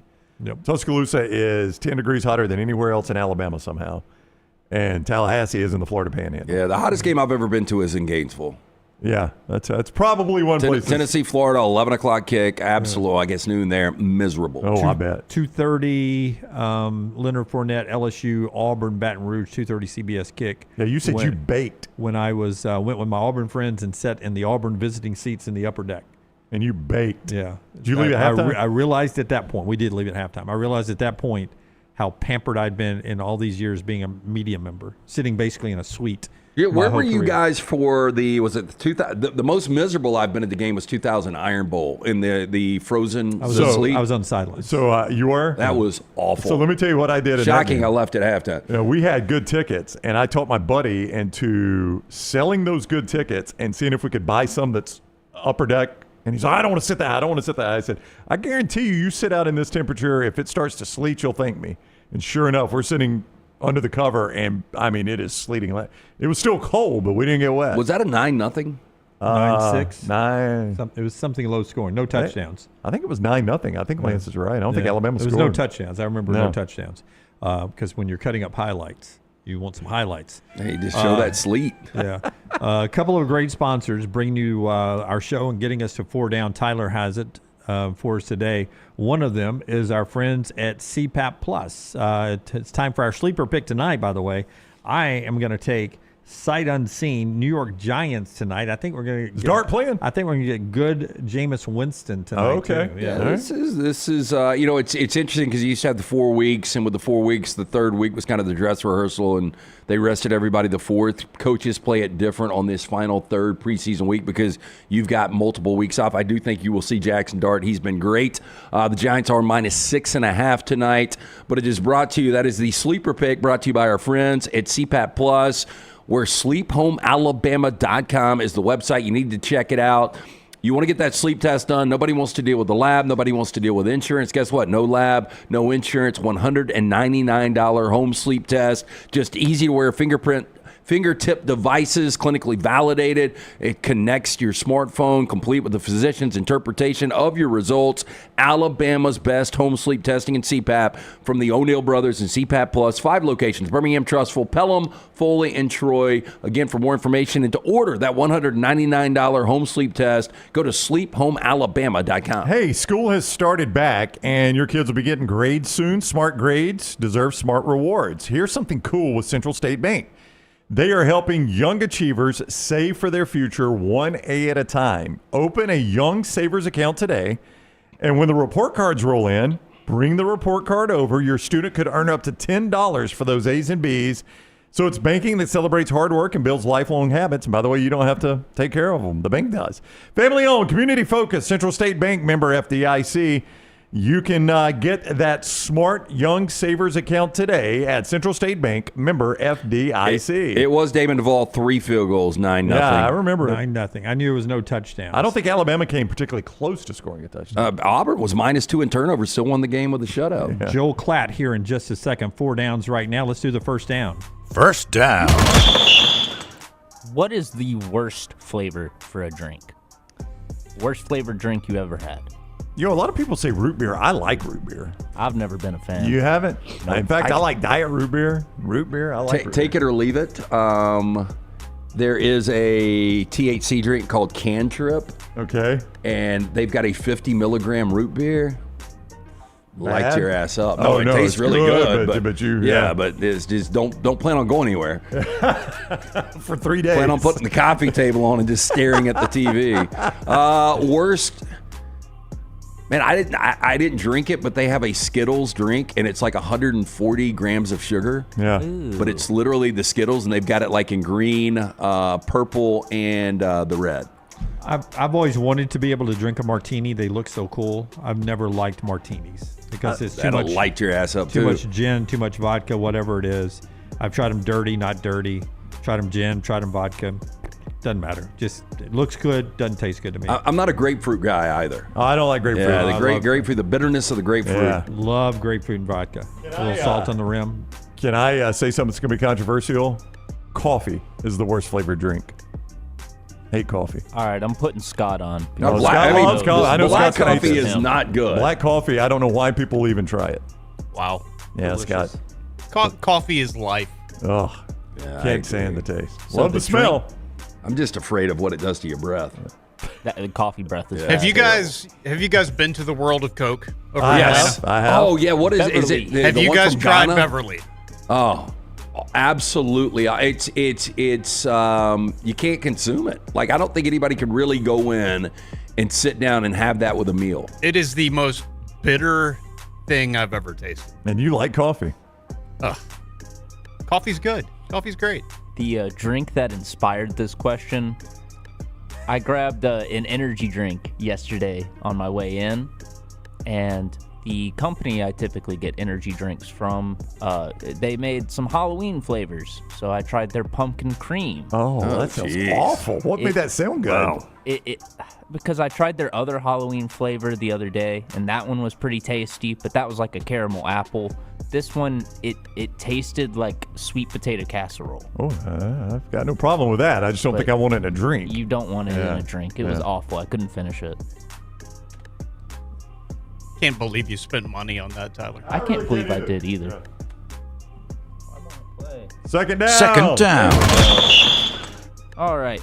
Blade with Wesley Snipes, released 27 years ago. So what's your favorite vampire movie? Lost Boys. Is that a vampire movie? It is, Yep. yeah. Wow, look at Dunaway. Rare win.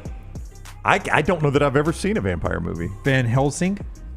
I don't know that I have. I know you're laughing. Have you ever Tyler. seen Interview with a Vampire? I have not seen Interview with a Vampire. I've Is not that Tom seen Cruise? Yes. And Brad Pitt. I have not seen Christian Slater. I've not seen Abraham Lincoln Vampire Slayer. Dunaway's on a roll. Throw another one out. I tell you what's underrated is 30 Days of Night. Have you seen that? That one's great. I Yeah, like 30 that one a Days of lot. Night. It takes place in Alaska, and obviously there's the play on it, the 30 Days of Night, but a group of vampires come to this Alaskan town when Josh Hartnett was hot in the early 2000s. Hotel Transylvania. Oh, I've Final seen Answer. that one. Final Answer, The comic, the animated. Yeah, I've seen that one. That's my favorite one. Nosferatu.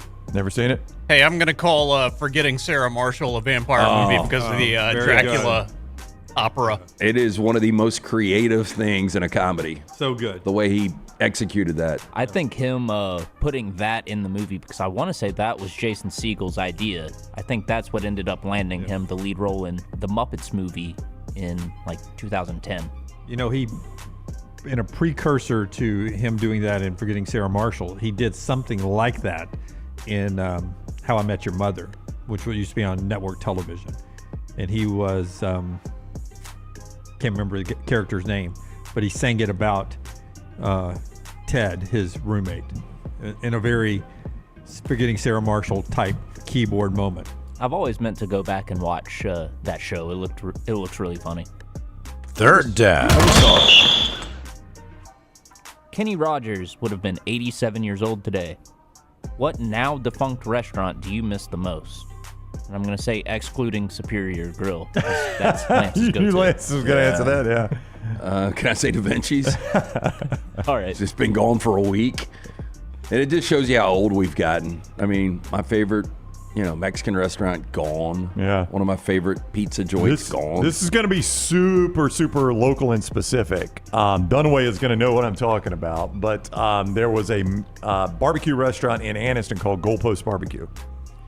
And it was, as you came down the hill on Quintard Avenue into Anniston from where I lived, you could see the sign. And it was, I bet, like, even if you do a Google search, you could find the sign, the Goalpost Barbecue sign. And it was a neon sign, and it was a kicker, and he would kick the football, and it would go through the uprights. Oh, wow. And as a kid, I loved that sign. Was the food any good?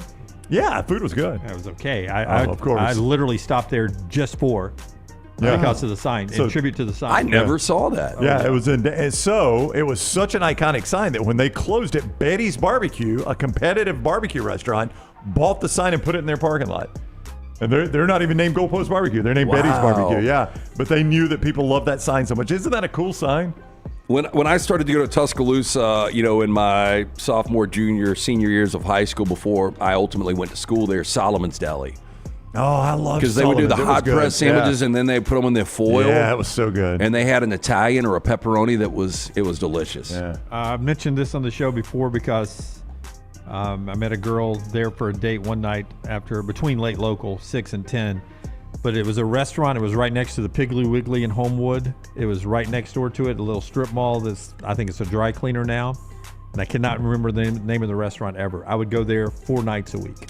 I can't. I know you've talked about it before. Yeah. I can't recall it. Do you remember the Anchorage? We used to go to the Anchorage and get lunch. That was such a Never good ate meat at and the three. Anchorage. Oh man, that was a good meat and three. It was. Hey, it's not totally defunct, but Fuddruckers, they're few and far between. I used to Those love are hard that to place. find now. Yeah, make your own burger, right? Yeah, they had the toppings bar. Yeah. I went. If you were in Homewood, Alabama, 1996ish, 94, 96, right behind the Piggly Wiggly, going towards, is it Rideouts? Yeah, the funeral home. Yeah. It's on the opposite side of Rideouts. A little strip mall. I mean, it was basically shared a parking lot with Piggly Wiggly. There was a restaurant there for a few years. Loved that place. Yeah, what were the steakhouses downtown that Michael's. I know? Yeah, Michael's, and there was one other one that Bear Bryant used to hang out at. I never went to those places. I went but to heard they were Michael's. awesome. I went to the old school Michael's downtown. It was wasn't something in Fifth, right? Fifth. I don't know. Fifth down, maybe? They did have a football connotation to it, I think. See, I never went to Baby Doe's, and there were a lot of people that like Baby Doe's. The Matchless Mind? Beer cheese soup. Yeah. Baby Doe's Matchless Mind. That was the actual full name of it. You remember the Cabana Cafe? Yeah. I remember the Cabana. I never went there. I remember the name. Commercials. I remember the commercials. That is third down. Let's do one more. Fourth down. Today in history, in 1911, the Mona Lisa was stolen. So, give me your perfect plan for a heist. What are you going for? What does your crew look like? Tell me how it's going. Crew. This is complicated. We might need to save this for a mystery fifth hour. Yeah. It's very complicated. It is complicated. We could do a mystery fifth hour on it. Okay, I've got a backup. You got a backup question? Okay, we'll do a mystery fifth hour on our heist plan and some other things. Always brought to you by our friends at McCurry. That's right. All right, so fourth down. New fourth down. It's Wilt Chamberlain's birthday. Oh no. One thing I've always wondered is what's our number? Well, 2. How is there no footage of the game? That's something I always see. It was played not in. I think it was played in some random town. Like I think His it was 100-point game. Yeah, it wasn't in like Scranton, Pennsylvania or something. It wasn't like a normal NBA town. I think it was an NBA town. It was just a road game out of New York. Here it is. It was not against the Cincinnati Royals. The game took place in Hershey, Pennsylvania, in front of only 4,000 fans. Yeah. Lacked television coverage. See, it was some random. I don't believe he scored 100. It was not. I don't know. It was not an exhibition game. It was an actual regular season game. He scored 100 for the Philadelphia Warriors against the Knicks in a 169-147 victory. Yeah. So it was because it was played off Broadway. I mean, quite literally. By the way, he also had 25 boards. Dang. Yeah. Almost had a triple-triple. You think you won your fantasy that 962 if you had 125? DraftKings. I bet he had 0 assists. So there were no Hershey news teams looking to cover that at all? You would think, wouldn't you? Seems like there would be some kind of film or something on it. Yeah. Radio broadcast, grainy photos, the only thing that is still out there. That's crazy. Good question, good answer. And that's our 4 downs today. We will talk to Joel Klatt on the other side. The show being brought to you by our friends at Bojangles. It can be bow time for you. Bojangles has those great hand-breaded chicken tenders. Nothing goes better with a great chicken tender than those great sauces that they also have at Bojangles. You can get yours now at your local Bojangles. And do not forget Bojangles when it comes time for your tailgates at high school or college games or your college football watch parties at your house. Bojangles can cater those for you as well. So stop by your local Bojangles this football season. It's bow time. Joel Klatt, the Klatt Monkey, is next. Take the next round anywhere you go with official Next Round gear. Buy yours today at nextround.store. Have you been injured in an 18-wheeler accident, company truck accident, car accident, or work-related accident? Call Alabama's largest personal injury firm. Alexander Shinara Trial Attorneys will fight for every dollar you deserve. And it won't cost you a dime. Trust me. What do you say, man? Call me, Alabama. Call 659-777-7777 or go to Shannara.com. No representation made that the legal services provided are better than legal services provided by other attorneys. Hey, for all of your IT and printing needs, reach out to our friends at Xerox Business Solutions. Look, I'm still one of those old school guys. I print my notes every single day for the show. If you watch the show here on the Next Round, you see all the notes in front of me. From day one, Xerox Business Solutions, they've been with us here at the Next Round. Local for over 45 years. For all of your IT and printing needs, visit XeroxBusinessSolutions.com or call 205-969-3000. That's 205-969-3000. Twin Peaks is the best in the game. Here, you're in the red zone for every college rivalry and divisional matchup all season long. I mean, where else are the scenic views as good as your view of the game? Only at Twin Peaks, the #1 sports bar. Just because you've quit going to the gym, it doesn't mean that you have to quit gym altogether. Dunaway, that is. With our Next Round podcasts open 24/7, 365, you can access gym anytime you'd like. While you may have done away with your treadmill routine, our version of Dunaway is standing by ready to get you back to your absolute best. Find all that lovely Jimmy D-led content on Spotify, Apple Podcasts, Google Podcasts, and in the podcast section of nextroundlive.com. This message is sponsored by Jimmy Crypto Inc. and Jimmy Crypto for President. Hey, let me tell you about our friends at Urology Centers of Alabama. Compassionate and comprehensive urological care with 35 physicians, 17 locations across Alabama. Their patient-centered approach to all of your urological needs. Remember, they've got that new men's health center. It is beautiful, helping men with a wide range of sensitive male issues in a comfortable environment. You can always go online, visit urologycentersalabama.com, schedule an appointment with one of their many urologists today.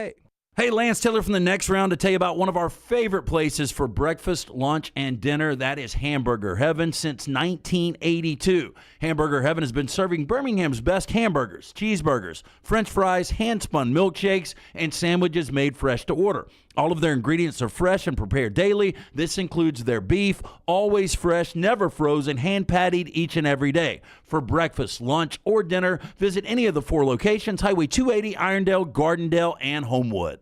Hey friends, if you're looking to expand your business and inform the Next Round audience about your exciting brand, contact us at sales@nextroundlive.com to be part of the team and advertise your product to hundreds of thousands of potential consumers on our ever-expanding platform. Let the Next Round help take your business to the next level. Get more information by emailing us at sales@nextroundlive.com, and one of our team members will work with you to build a plan to take your business to the next level with the Next Round.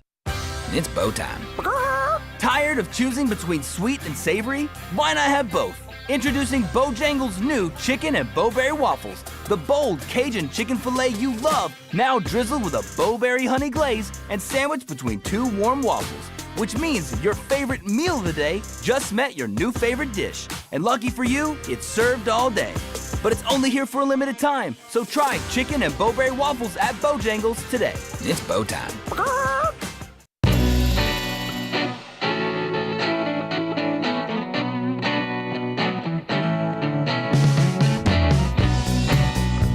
Joe Klatt joins the show momentarily. By the way, we're getting rolling with the Tour Championship. Field of 30 starts today, underway right now, in fact. Bad Sports did a cartoon because somebody on the show talked about Scotty Scheffler, Tiger Woods comparison recently. That would be me. First 148 starts. Okay. According to the Bad Sports folks. 18 wins for Sheff, 37 for Tiger Woods. Top 5s, 54 for Sheff, 73 for Tiger Woods. Top 10, pretty close, 74, 87. Top 25s, 105, 118. Cuts made, 129, 137. Majors won 4, 8. So Scheffler half of Tiger Woods, maybe? Do you guys and think he's so though, dominant, he's half of Tiger Woods. But do you guys think, is it Scheffler's playing with better golfers, or Tiger just made the other golfers look that bad? I do think overall it's only getting better. It's more of a worldwide sport now, but some of the PGA Tour events, you can't say this about majors, but some of the PGA Tour events, Scheffler is not facing Jon Rahm and Bryson DeChambeau and people like that because they're playing another tour. And that never really happened to Tiger. I mean, whoever the best players were, he played against them every single week. I mean, Scheffler's unbelievable, but as we get caught up in just how good he's been, I think we forget just how great Tiger Woods was. Do you think if we had a media tournament, like worldwide media tournament, our next guest would be one of the favorites? Who, Klatt? Yeah. I don't know how he plays when the lights are on. He may have a vanity handicap. As long as it's not Texas on the other side. As we bring in Joel Klatt, when these guys were both off, Joel, I had Danny Cannell on. And Danny Cannell called you out. He wants to challenge you to play in a golfing showdown. He thinks he could take you.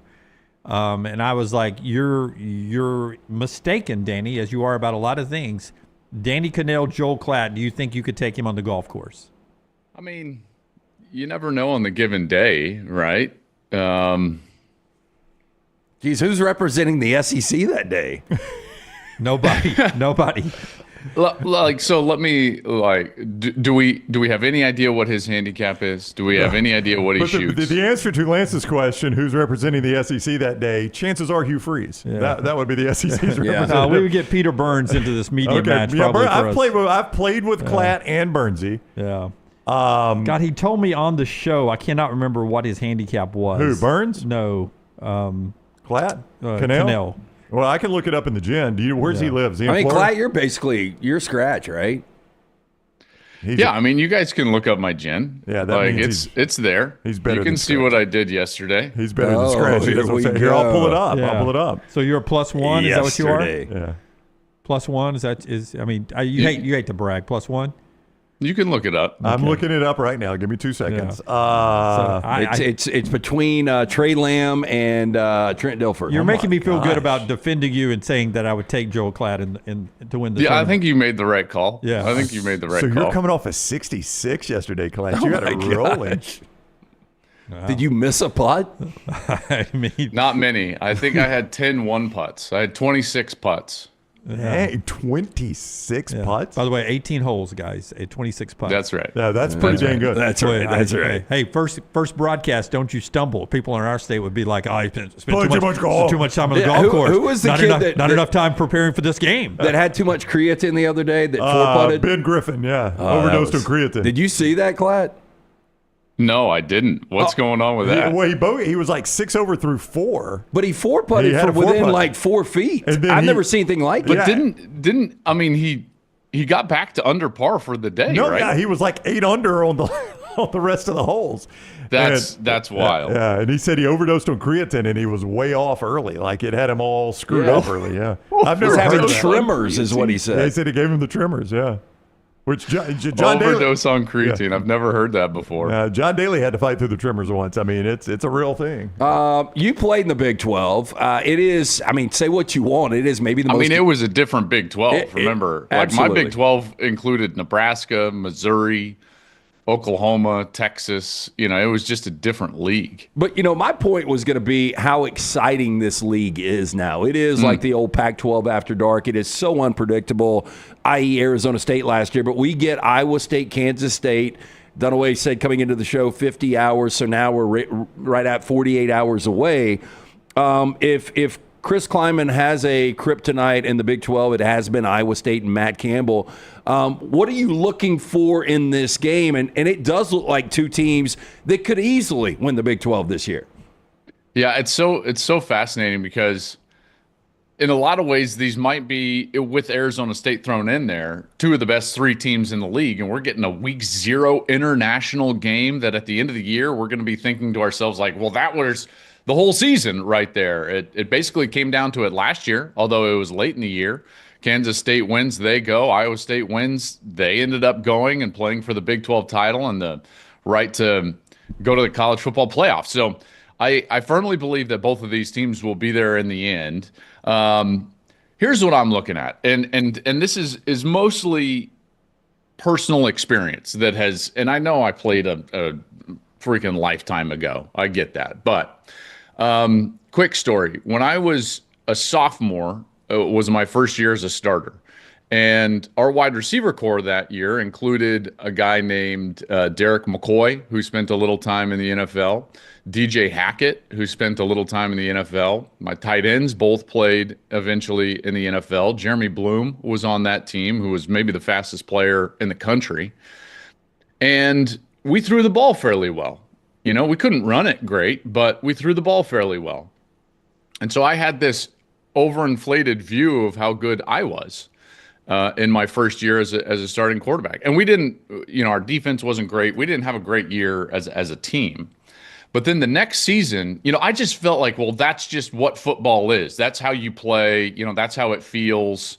So then the next year we're getting ready and none of those guys are there. The tight ends are there, but on the outside, you know, Bloom was gone by that point. Hackett's gone. Derek McCoy is gone.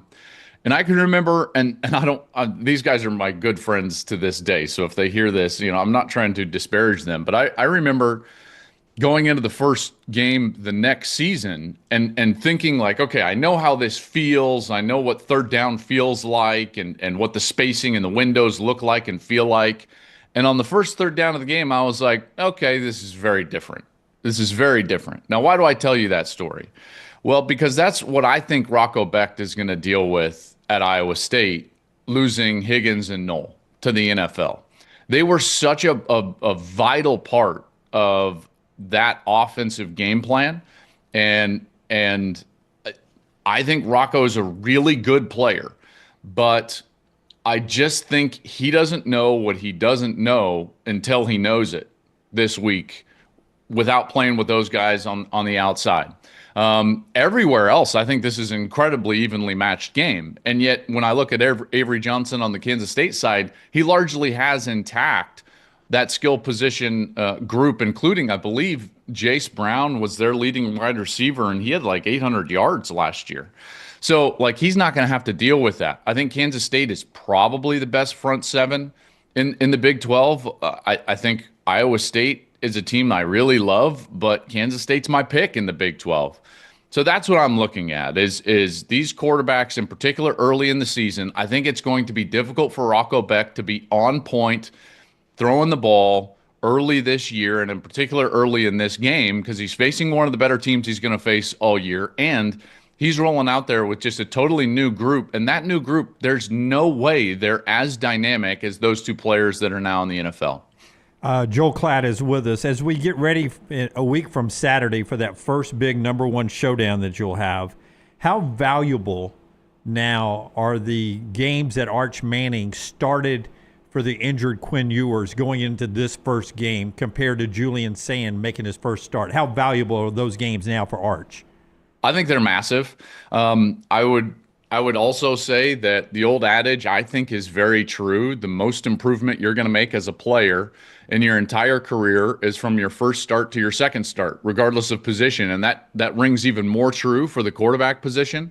You cannot replicate live bullets. You just can't. There's nothing you can do in a scrimmage. You can make a quarterback live. You can do everything possible to replicate what a game is going to look like and feel like, and it's always just different, always. And so Julian Sands never dealt with that. He does get the benefit of playing at home, which is going to help, whereas Arch is going to have to, for the first time, really play as a starter in a raucous environment. Because remember, when he was going in, you know, in the back half of the year, and it was largely in that small package of plays where it was, you know, he was almost a Wildcat type player.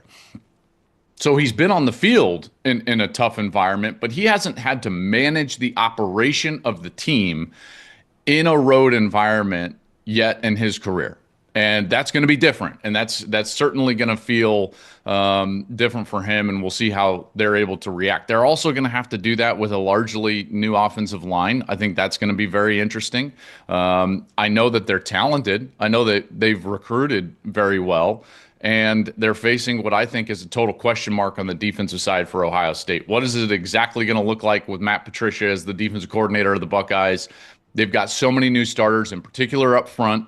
And what exactly are they going to get from a schematics perspective? You know, is Ohio State going to come out and just try to line him up with a blitz because he's a young quarterback? It's interesting. So let me go back to last year, guys. Remember, we called the Michigan-Texas game.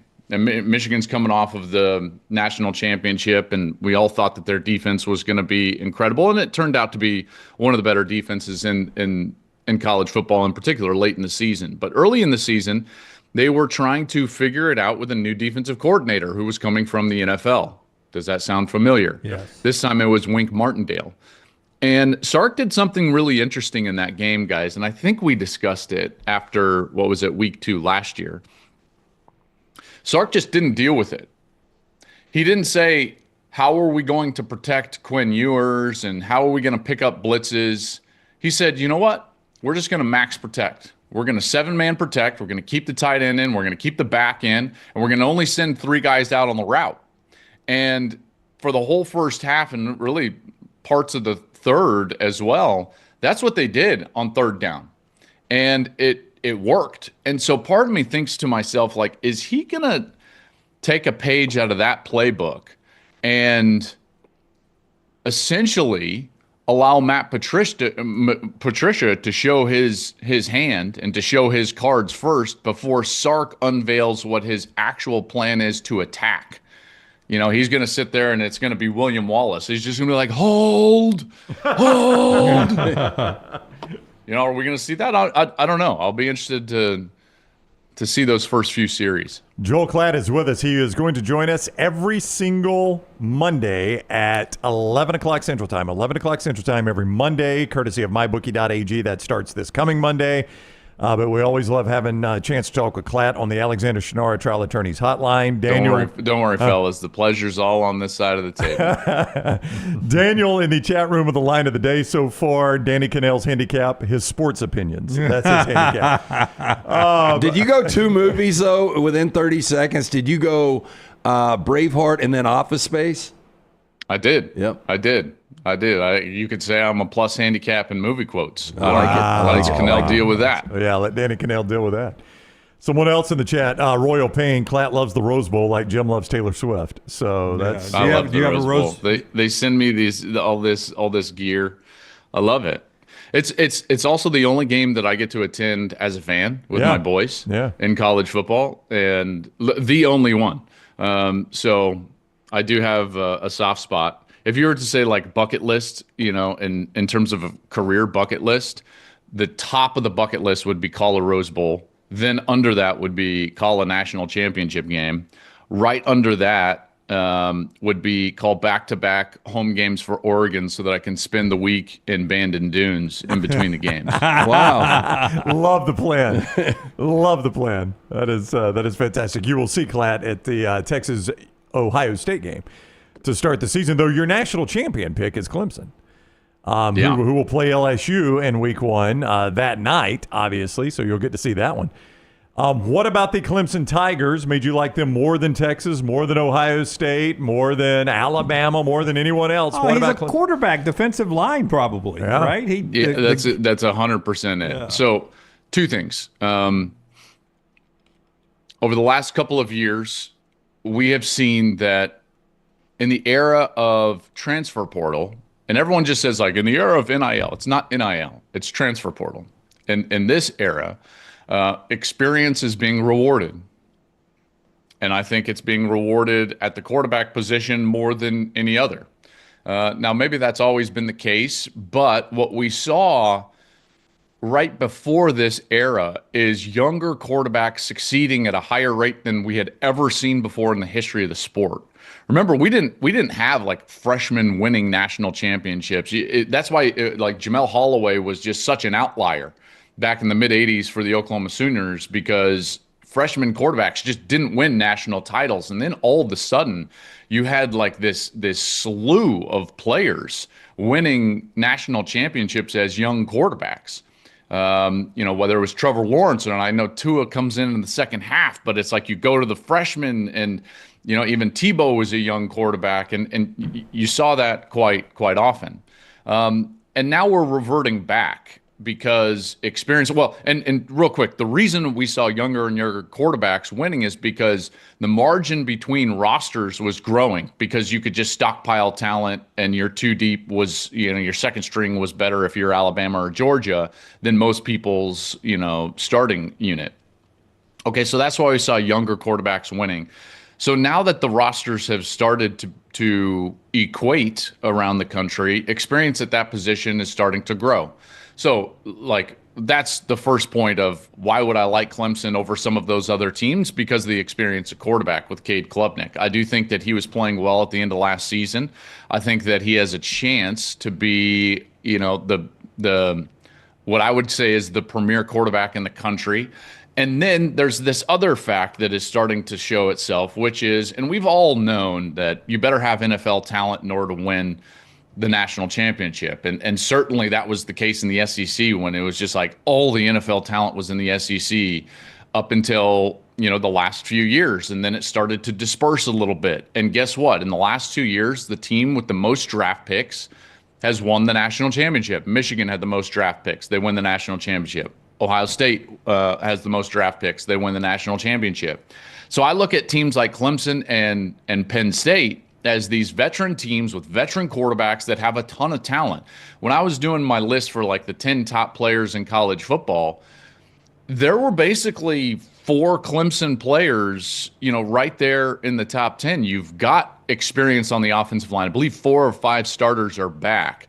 They've got wide receivers back. They've got their quarterback back. Their defensive front 7 should be as good as anybody in the country. You've got a first-round corner out there. So those are the reasons. They're not going to be stressed in the regular season. That's just not a league that's going to threaten them. I think they'll be fresher and probably more healthy than most teams that have to go through a Big Ten or SEC schedule once they get to the playoffs. And for those reasons, that's why I ended up picking Clemson. Klatt, there was a time not long ago where it was 3 or 4 teams to win the national championship. It was Alabama, it was Clemson, it was Georgia, it was Ohio State, and that was it.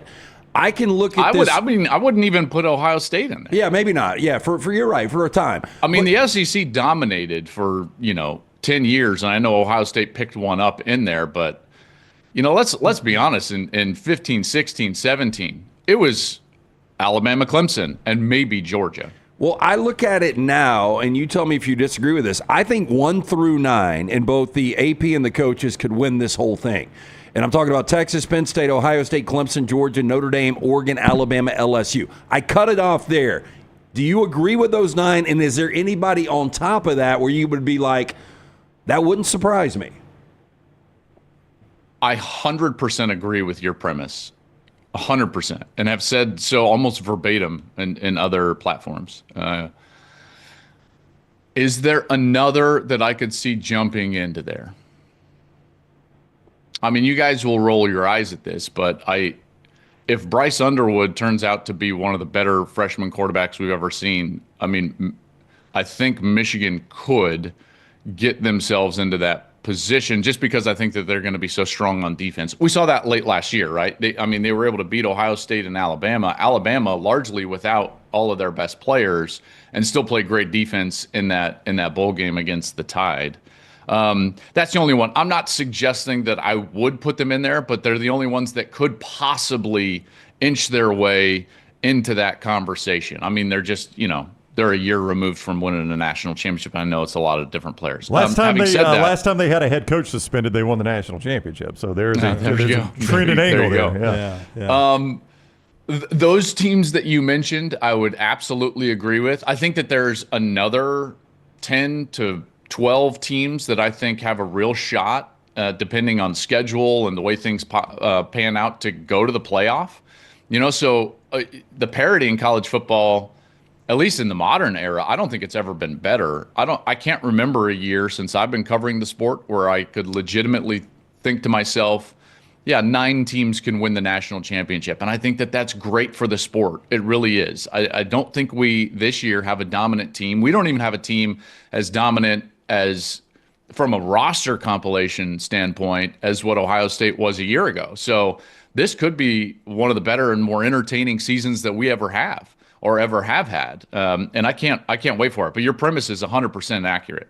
Listen, I don't want to wish football season away and get to next spring, but Cannell doing a little TV work in New York, nice enough to text me. I said, Klatt's on right now. Wants your golf handicap. He says 3.3, so he's giving me 2 aside, any number he wants. And then I said, thanks, working a match next So offseason. wait. So Cannell's going to run his mouth about golf and then expect strokes as if he's going to beat me on the course? Ask for shots. This guy wants 5 diapers and he's going to beat me? Wait, let me finish. And then at the end, he says, or we can play golf like real men straight up at a reasonable number. As any number you want to a side. Yeah. Reasonable number straight up. Okay. I'll play him straight up for our houses. Like,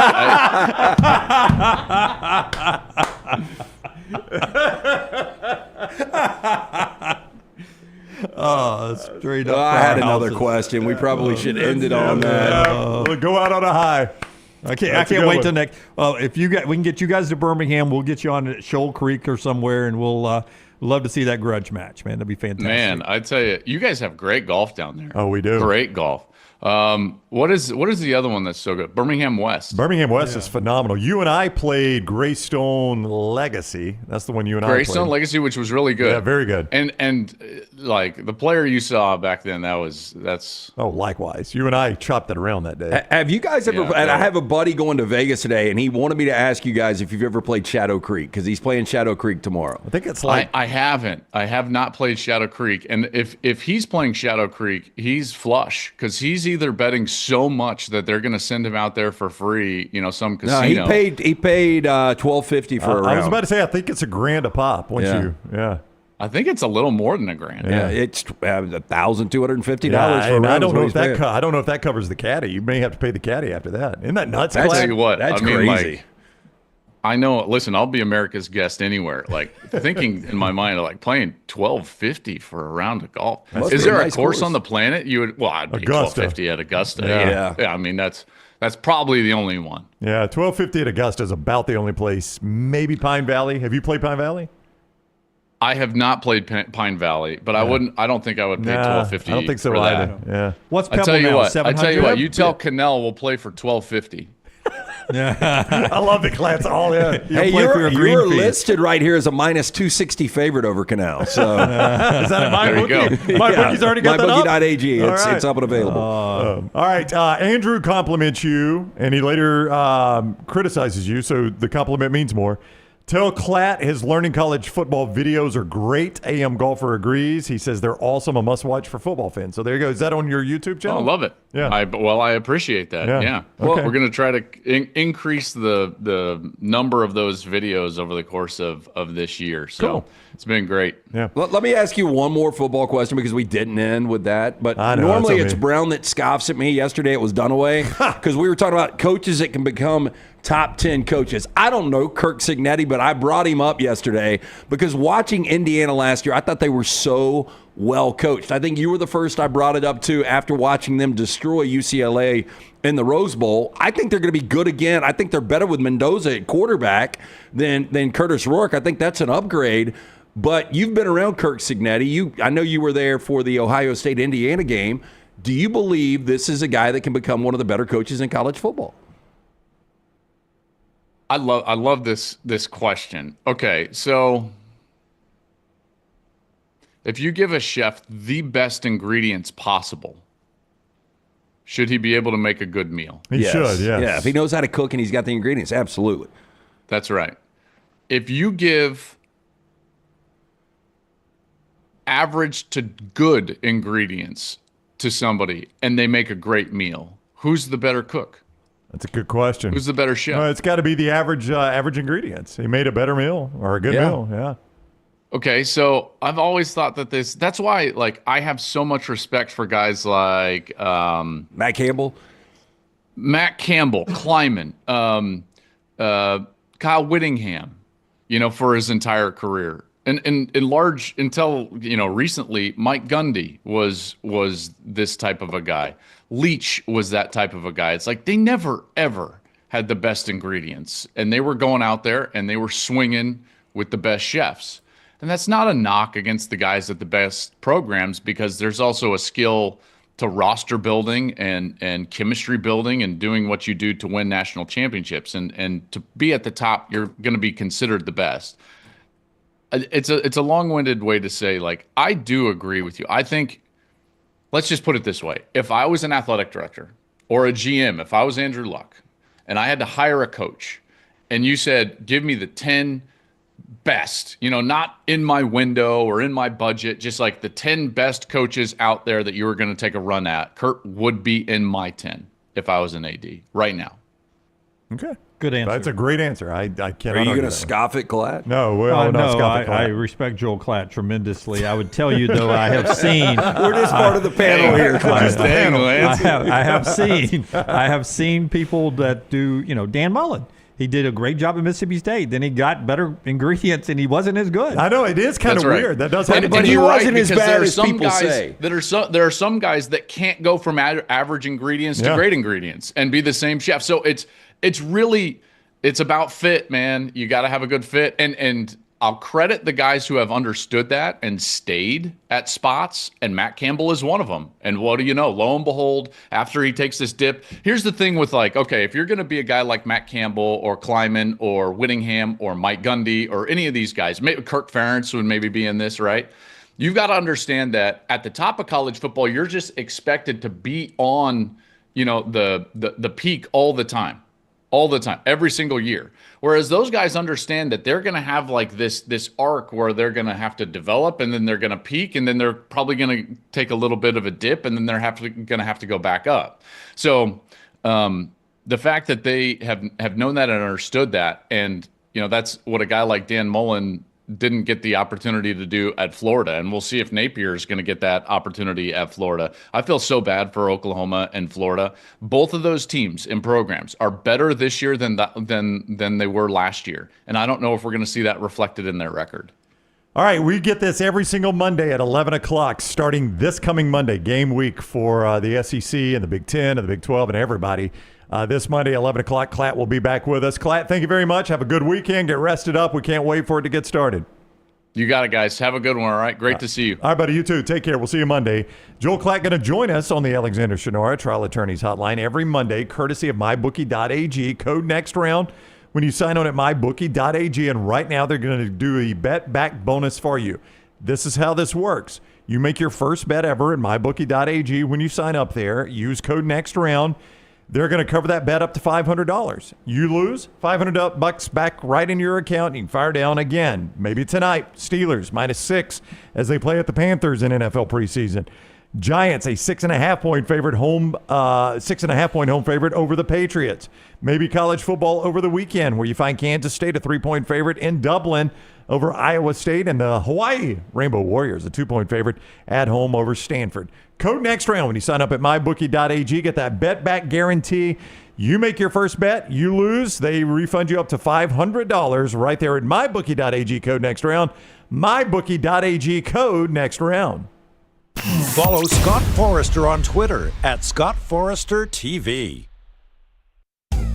Have you been injured in an 18-wheeler accident, company truck accident, car accident, or work-related accident? Call Alabama's largest personal injury firm. Alexander Shinara Trial Attorneys will fight for every dollar you deserve, and it won't cost you a dime. Trust me.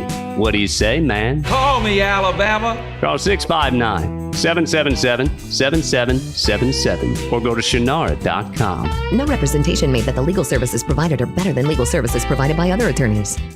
Storm season is here. Make sure you have a plan of action in place right now. Greg from Pell City and Storm Restoration Roofing should be your first call when storms hit. Insurance companies love working with Storm Restoration Roofing because of Greg Nelson's name and reputation in the industry. When storms hit, call Greg Nelson. He's local, 205-542-3531. He's the home of the free no-cost roof inspection. Greg from Pell City on Facebook, 205-542-3531. It's Storm Restoration Roofing. This hour of The Next Round is presented by the Birmingham Racecourse Casino, now featuring 7 days of giveaways with your chance to win a share of up to $125,000. The more you visit the Birmingham Racecourse Casino, the more chances you have to win.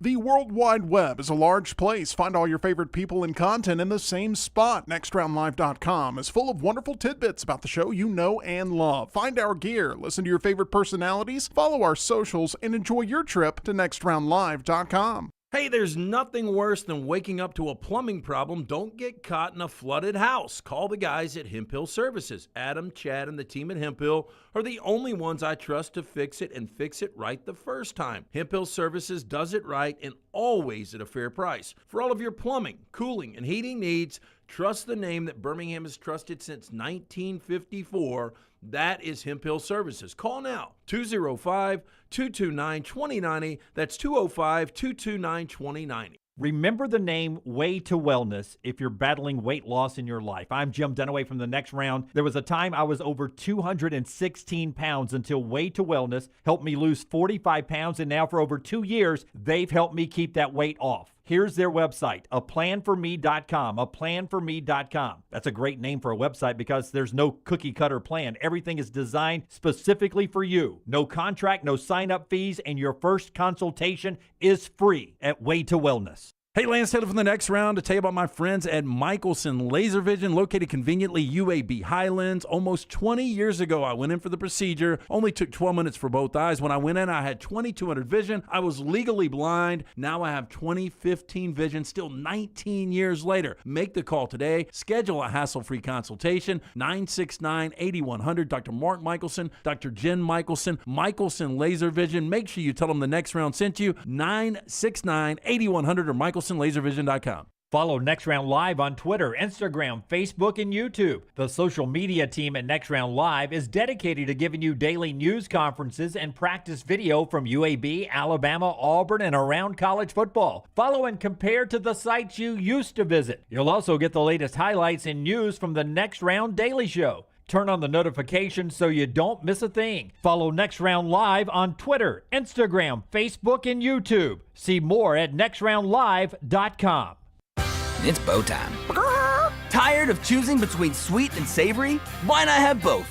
Introducing Bojangles' new chicken and bowberry waffles. The bold Cajun chicken filet you love, now drizzled with a bowberry honey glaze and sandwiched between two warm waffles. Which means your favorite meal of the day just met your new favorite dish. And lucky for you, it's served all day.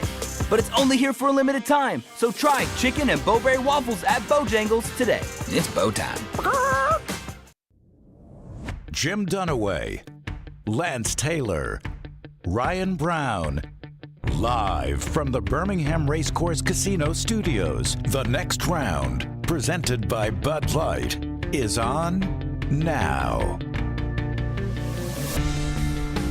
Final hour of the show, always brought to you by our friends at Champy's World Famous Fried Chicken right there on Highway 119 in Alabaster. It is football season again. Exhibition games tonight. The real stuff starts on Saturday with Kansas State and Iowa State battling over in Dublin, and then games throughout the day for week 0 that includes a pretty good one in prime time, Stanford and Hawaii. You can always enjoy great lunch or dinner with our friends at Champy's. A little bit of taste of the Delta with those Mississippi Delta recipe tamales.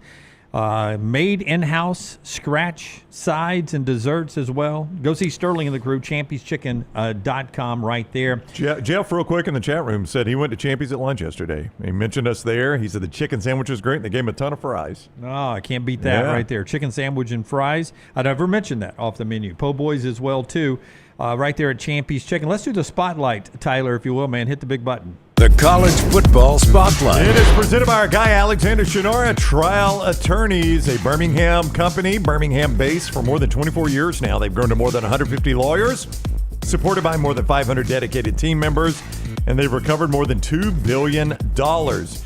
Alex's mission, he wanted to create a firm that could handle anything his community faced. Well, you know they handle personal injury claims. You may not know they also handle fire and storm damage claims, bad drug and device claims, disability, workers' compensation, a host of other cases. When you find yourself in need of a lawyer, it's simple. Alexander Shinara Trial Attorneys, Shinara.com. Shinara.com, you never pay a dime unless they win your case. Orange Bloods from orangebloods.com, they give us this stat today, this graphic. And it's a trend in the Texas-Ohio State game. The last 20 years of college football, quarterbacks who are making their first start against the number 1 team in the country, 0-18. Oh, my gosh. As Julian Sayin is against Texas was why I brought that up with Klatt. 0-18 when you're making your first start against number 1. It's hard to get a feel for this game right now. I do agree with the question you asked Klatt, what Klatt said about, live bullets, completely different. It will help Arch. It doesn't matter against the competition he started against. For Sayin, did we see Sayin in any big moments? Like Arch even came in packages in big games. I don't think we saw Sayin in any. How many attempts did he even have last year? 12? Does that sound right? I'll look it up, but that does sound right. 12? They beat the dick out of some teams, so he would come in there, but meaningful snaps. I don't think he played any. Yeah. As you look that up, sure. One of the more famous first starts over number 1 that I was able to find, and as much as AI can do, they could not give me a quick stat of first starts versus number 1 upsets. But one that did pop up was 1972. Unranked UCLA with eventual actor Mark Harmon in his first start beat number 1 Nebraska 20-17 in the opener that year. And that was a first start Mark Harmon UCLA over Nebraska coming off of a national championship team, Johnny Rogers. Did you like Summer School? Summer School was a good movie. Yeah, it's a good flick. I like that. He's the guy that's on one of those CBS shows, right? Oh, yeah, he was CSI something. Still drawing paychecks. Yeah. That's pretty remarkable. But that was, first start, UCLA beating that Nebraska back then. That was a heck of a win. Number 1 going on the road in the first game just doesn't feel like it happens a ton. Do you guys have a feel for this game? I do not. Julian saying real quick, 5 of 12 last year, 84 yards and a touchdown. Actually, Devin Brown had more attempts than Sayin did. Played in more games and had more attempps. So he did throw 12 passes. 12 passes. You nailed that. Yeah, 12 passes. So that's all we've seen of him. Lance, the point spread is 2 right now at mybookie.ag. Ohio State favored 2 with a total of 48. Money is being popped on Texas right now. Is it? Yep. I've all along liked a lower scoring game here. Like the total is 48 at mybookie.ag. Feels like an under to me. I just feel like with these 2 new quarterbacks, but primarily these 2 defenses, and I agree with Klatt. We talked about it yesterday. Matt Patricia's a bit of an unknown, but I still think they got enough Jimmys and Joes on that defense that even an unknown Matt Patricia, it's going to be tough sledding for Arch Manning in Texas. Yeah. And then on the other side, that Texas defense may be the best in the country, and that travels. To me, this feels like a 17-14 game. Don't know who wins it. I lean Texas, but it feels 17-14. 2 biggest games in the opening weekend. I like the under in both of them. Do you? Because I kind of like some more points in LSU Clemson. You like the under there? Yeah. What's that number? Is it 43? No, that's going to be higher. Currently at mybookie.ag, 57.5. Yeah. Clemson, a 4-point favorite at home, 57.5. 24-23 still gets you under. I like Way under. By half a point. I like the under. No, you said 57. Oh, yeah, 57. Yeah, I'm sorry. Yeah, bad math. Jack State math there. Yeah, you can do 34, 33. Oh, you're still okay. under. See, that was bad math on me. No, excuse me. Wait. There's some Alabama math. Yeah. You want to do some Montevallo math real quick? 27, 26, right? No, that's not it. I don't know why we play this game. I don't know why we do it. 27-26, that's a high-scoring game. It is. So, and I'm still under, right? Yeah, it's 53 points. Yes. I think this will be a higher scoring game. Now, I don't know if I'm willing to go over 57 and a half. 29-28. Thank you, Lance. There we go. Still gets me the win? Mm-hmm. Still gets you the win. They could be 30-27, Brad. I'm still a winner. It's going to be a track half meet. A point. That's the kind of game I expect. Those like a 30-27 type game. And I still win the under. And you still win the under. Now, all day. What worries me, and T-Bob talked about this on the show yesterday, is that LSU offensive line holding up against that Clemson defensive line. But keep in mind now, in terms of scoring, that can lead to Clemson points. Yeah. A sack, a strip sack, something like that, a rushed throw that's an interception. We'll start doing our way too early headlines next Friday.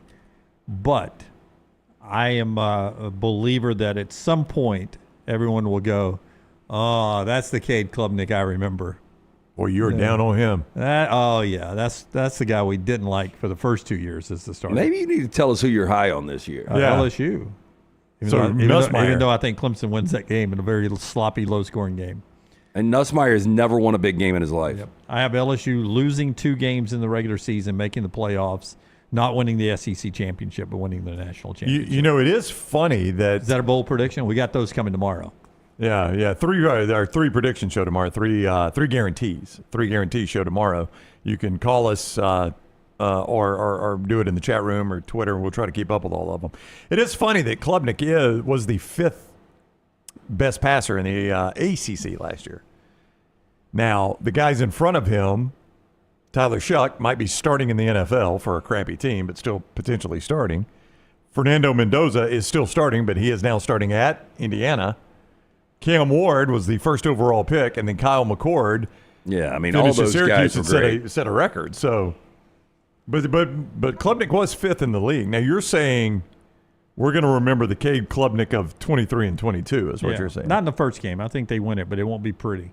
All right, let's get to other college football stuff going on, being brought to you today by our friends at Michelson Laser Vision. Tell us about Michelson. 205-969-8100. Dr. Mark Michelson, the first to perform the laser procedure in the state of Alabama back in 1995. I got the procedure done 22 years ago. Still have the 2015 vision. Better than 2020. Make the phone call that I made, 205-969-8100. If you wear the contacts or glasses, you're wasting money each and every year. 205-969-8100 or michelsonlaservision.com. Okay, remember the SEC has raised the penalties of rushing the field or court up to $500,000, $500,000, that actually gets paid to the other school, right? And helps their NIL out. Arkansas is implementing this plan. It's basically what Tennessee did last year when I was there in Knoxville. Tennessee waited until Alabama had cleared the field, and then they were able to then rush the field. And I don't remember the SEC penalizing them. So that is what Arkansas is doing now with the college football. They're implementing a 3-minute timer that'll be on the scoreboard, and when that timer hits 0, you'll be able to rush the field in. That gives the opposing teams and coaches enough time, they say, to get off the field. When you implement a rule, it gets broken. How many 18, 19? By the way, it's all about spontaneity when you're rushing the field. I mean, sitting there for 3 minutes, arms crossed, looking at the clock, it kills the whole momentum of everything. And it's easy in basketball. I don't know how you control that many people in football. I don't think you can. Without a massive security staff, and then you open the door for lawsuits and stuff like that. I just don't know how this is ever going to be enforced. Yeah, so that is a rule to look at there, and brought to you by our friends at Michelson. We appreciate those fine folks so much. All right. I mean, I look at this screen to my right, and I hope I'm not being pranked, but Tyler tells us Jeff from Aniston is on the phone. This is exciting. I thought he would wait until tomorrow. Jeff from Aniston, is that you? Tyler? What? No, Tyler, don't do this to us. I just took him off hold. Are we being pranked? Oh, hang on. Let's try now. All right. Hello? Jeff! You're alive! Hey, man. We thought you were dead. Nice. I said you was playing funeral music while I was waiting on the call. That was different. Yeah. We've had a couple phone systems get fried, so we're working through some issues still. Where have you been? We thought you were dead. No joke. People had assumed you were dead. Oh, I've tried to call a bunch of times. Well, again, we had the phone system screwed up. This is interesting. You called today. The guy was out blowing leaves yesterday in the backyard. I swear. Everybody's alive. Yeah. We're alive. It's good. It's good. Yeah. Well, it's great to hear your voice.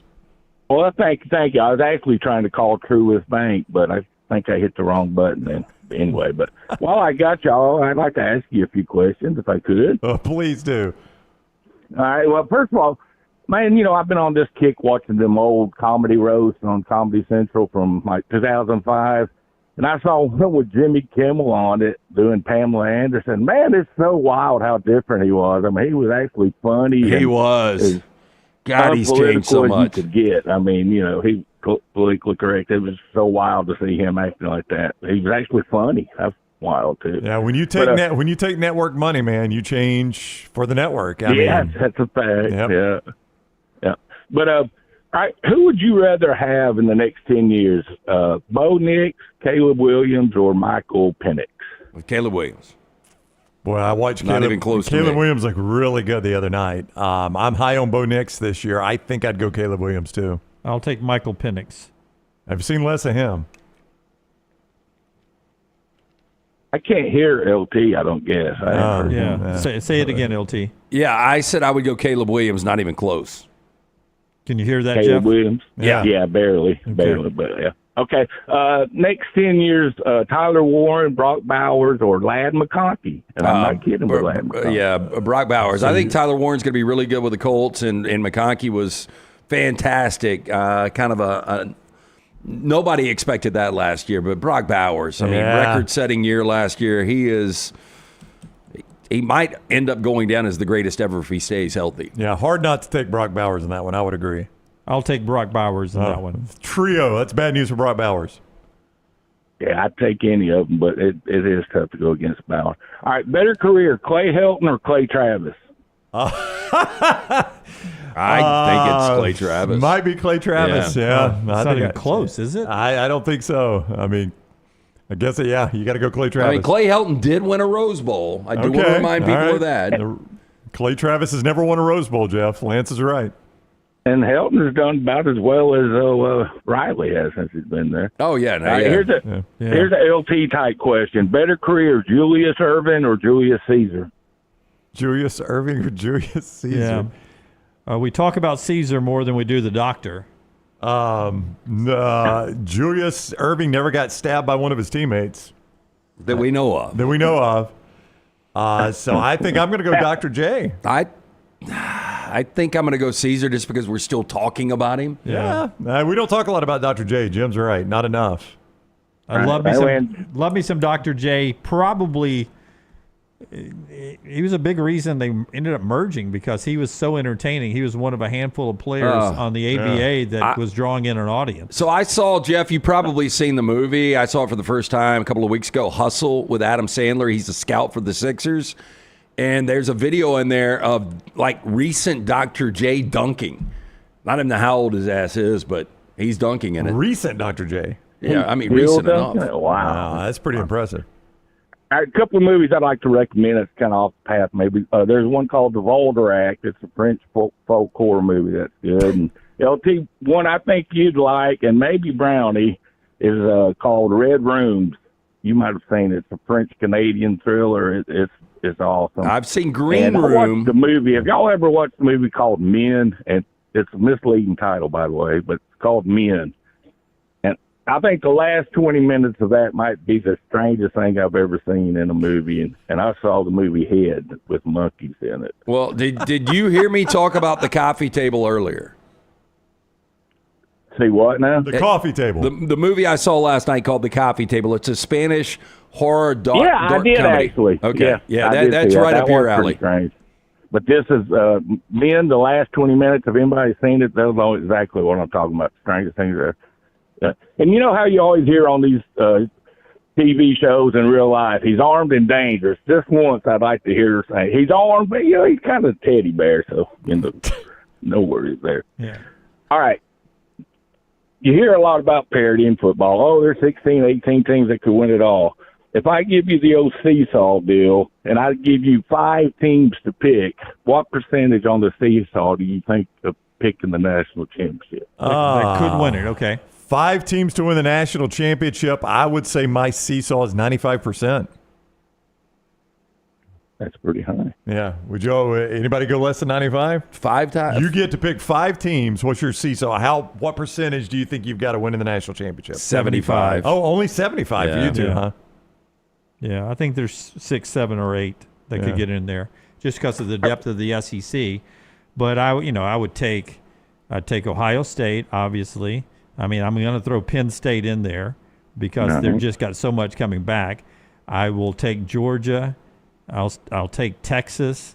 I'll take Alabama. Now I've left out my pick, which is LSU. Oregon's got a roster. I don't think they'll be that good this year. I think you have to. I didn't even say Clemson. My God, Clemson. I mean, maybe I'm too high. I may be too high. Yeah, I'd probably go even lower. I'd probably go 60%. Yeah, I answered gut right there, and I think my gut was wrong, Jeff. All right. Two quick questions and a real quick statement. Worst organization right now, Rockies, Browns, or the Jazz? Boy, I haven't paid attention to the Jazz. I mean, the Rockies just roughed up Shohei last night. Yeah, but the Rockies have been awful this year. I'll go Rockies just because we're in the moment right now. Yeah, I think Rockies currently. Really? I would agree with that. Yeah. Okay. All right. More likely next year, the Big Ten three-peats or Auburn makes the playoffs? And on the Jazz thing real quick, I would trust Danny Ainge because usually he is a burn it and then rebuild it like he did the Celtics, and then you're good for a long, long time. Now, what was the last question? Right now. He said more likely next year, Big Ten three-peats or Auburn makes the playoffs? Well, it's going to be SEC, Big Ten, or Clemson. I think the Big Ten has legitimately 4 teams that could win this thing. I mean, there's a better chance, in my mind, let's just ask the question this way. Is there a better chance Ohio State wins it or Auburn makes the playoffs? Which one do you think is a better chance? Ohio State wins the national championship or Auburn makes the playoffs? Auburn makes the playoffs. Ohio State wins the I would national go Ohio championship. State. So I would say Big Ten. Now I'm getting Ohio State plus teams. Yeah, I think I would take the Big Ten. All right, and I know I'm late. This is the last thing. I know I'm late, but last thing, LT, I appreciate your podcast on the mental health, men's mental health.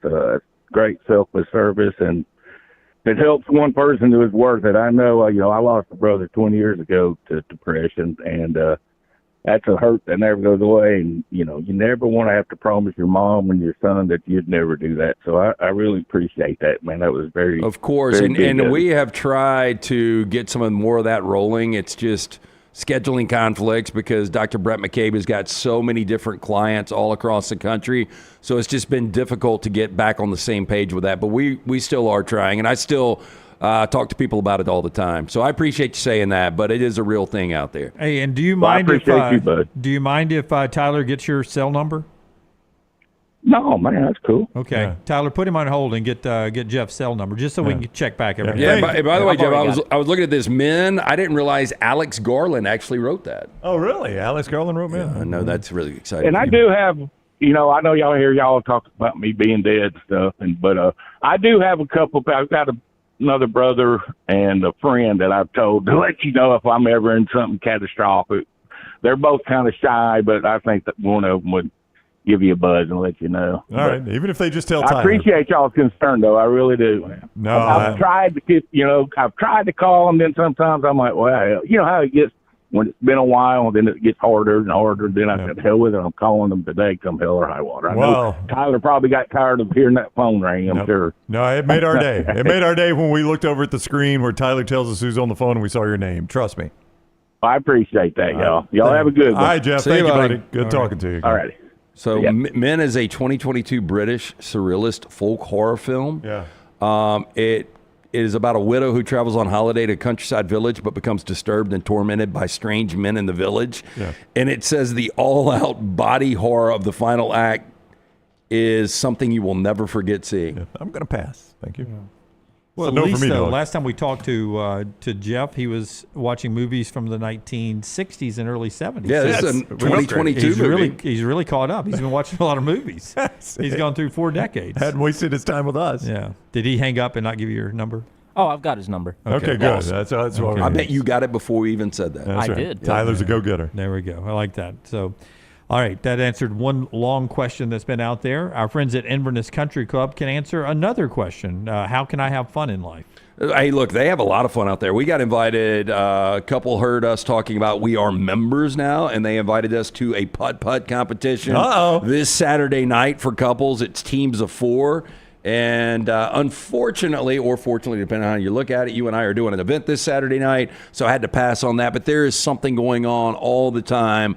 You're going to love it. The social membership, the golf membership. Find your sense of community at Inverness Country Club. Childcare, big plus. You and your wife want a day of golf or tennis. You want to have dinner. You want to know your kid is safe on site. Massive plus. Maybe you work from home. What about working from the club while they watch your kid? Whatever your interests are, you can find it at Inverness. Best days happen in Inverness. To take a tour of this unbelievable club, call Aaron. Tell her the next round sent you. 205-991-8608 or online iccalabama.com. So Notre Dame did something. They announced it this morning.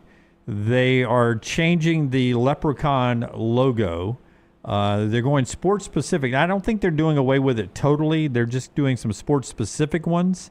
I'll have to do more research because this has all happened this morning while I've been on the air. But this is the one that Notre Dame will be using for football this year, rolling out sports-specific Leprechaun logos this season per a press release from the university. Here's the one for football, designed by Fighting Irish Media there. So it's grown on me as the show has gone on. I think it's awful. Looking at the traditional Fighting Irish with the fist punch out forward is traditional.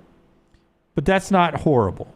I mean, it's still the same angry leprechaun. Yeah, I mean, it's not awful. It's just I like their traditional. It's just a lot more hokey with the football in arm. Yeah. And I do wonder, have we gotten to the point in society in 2025 where, because it's the Fighting Irish, we really have to get that connotation? We had to. No, there's been some controversy about that. People say, well, you're saying all Irish are stereotypically fighters. I don't think that's the thought behind this, but I also can't rule out that it's the thought behind this.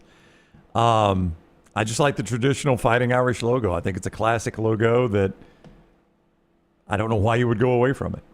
Yeah, but I mean, like if you were to say, okay, Notre Dame football, they're the Irish, design me a mascot or a logo, and that's what you designed, I'd be like, okay, that's pretty good. But I've seen the original. You know what I'm saying, Jim? By the way, if Fighting Irish Media, if you just said, hey, AI, give me Notre Dame's mascot running the football. Yeah. I'm sure that's what it would have come up with, by the way. All right, we're done. Yeah, I did not give it to Forrester, but I did see one for basketball, and it does look worse.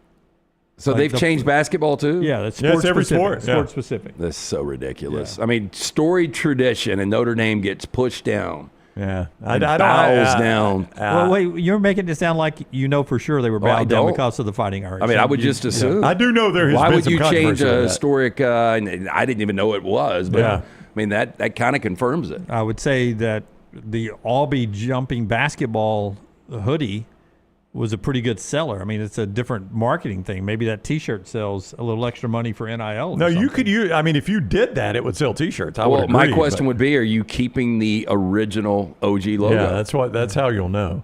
Yeah, I made it sound like they are. I mean, it's the same angry Irishman. He's still upset. Yeah. He's just he's looking to run over a defender. Yeah. All right. Quick break here. When we come back on the other side, we will do trash and an interesting story from the Kansas City Star today. The show being brought to you by our friends at Hemp Hill Services. If it doesn't run right, flow right, or drain right, our friends at Hemp Hill can help you out any time of day, 24. They got an emergency hotline for you. They absolutely do. 205-229-2090. Whether you experience plumbing, heating, cooling issues in your home or business, they are ready to serve you. Hard to stop a train. 205-229-2090 or hemphillservices.com. Everything Next Round is on demand now in the podcast section at nextroundlive.com. Have you been injured in an 18-wheeler accident, company truck accident, car accident, or work-related accident? Call Alabama's largest personal injury firm. Alexander Shinara Trial Attorneys will fight for every dollar you deserve, and it won't cost you a dime. Trust me. What do you say, man? Call me, Alabama. Call 659-777-7777 or go to Shinara.com. No representation made that the legal services provided are better than legal services provided by other attorneys. Storm season is here. Make sure you have a plan of action in place right now. Greg from Pell City and Storm Restoration Roofing should be your first call when storms hit. Insurance companies love working with Storm Restoration Roofing because of Greg Nelson's name and reputation in the industry. When storms hit, call Greg Nelson. He's local, 205-542-3531. He's the home of the free no-cost roof inspection. Greg from Pell City on Facebook, 205-542-3531. It's Storm Restoration Roofing. Hey, there's nothing worse than waking up to a plumbing problem. Don't get caught in a flooded house. Call the guys at Hemp Hill Services. Adam, Chad, and the team at Hemp Hill are the only ones I trust to fix it and fix it right the first time. Hemp Hill Services does it right and always at a fair price. For all of your plumbing, cooling, and heating needs, trust the name that Birmingham has trusted since 1954. That is Hemp Hill Services. Call now, 205-229-2090. That's 205-229-2090. What are you waiting for? It's non-stop gaming action at Birmingham Racecourse Casino. Come play more than 900 of the latest and greatest games around, featuring fun bonuses and big jackpots. You can wager and win on horse and greyhound races from all over the world. There are more ways to win at Birmingham Racecourse Casino. Birmingham Racecourse Casino, located off I-459, exit 31, Derby Parkway. Must be 21 or older. Looking to expand your business? Let the Next Round help you. Contact us, sales@nextroundlive.com, and be part of the team. Advertise your product to hundreds of thousands of potential customers on our ever-expanding platforms. The Next Round can take your business to the next level. Join our existing partners in the fastest-growing media space, both live and on demand, while reaching the most desirable audience for your business. Get more information by emailing sales@nextroundlive.com, and one of our team members will work with you to build a plan to take your business to the next level using the Next Round. Excitement awaits at Barber Motorsports Park for the UAB Medicine GT World Alabama Benefiting Teal Wings of Hope, September 5th through 7th. Witness some of the most iconic sports cars like Lamborghini, McLaren, and Ferrari battle it out on the track. Enjoy the beer gardens, food trucks, kids zone, garage, and more. The UAB Medicine GT World Alabama. Kids 15 and under get in free. Get your tickets today. Stop by the New York Butcher Shop and pick up the finest in certified Angus prime beef steaks and burgers, premium pork chops, ribs, and all-natural chicken cut to order just for you. Their chef-prepared entrees and side dishes are the perfect dinner-to-go choice for your family and are ready to heat at home. With a great selection of fine wines and desserts, the New York Butcher Shop is your one-stop dinner shop. 2 locations to serve you, Cahaba Heights and on Highway 119 in Greystone. The New York Butcher Shop. Rare quality, well-done service. It's bow time. Tired of choosing between sweet and savory? Why not have both? Introducing Bojangles' new chicken and bowberry waffles. The bold Cajun chicken filet you love, now drizzled with a bowberry honey glaze and sandwiched between 2 warm waffles. Which means your favorite meal of the day just met your new favorite dish. And lucky for you, it's served all day. But it's only here for a limited time, so try chicken and bowberry waffles at Bojangles today. It's bow time.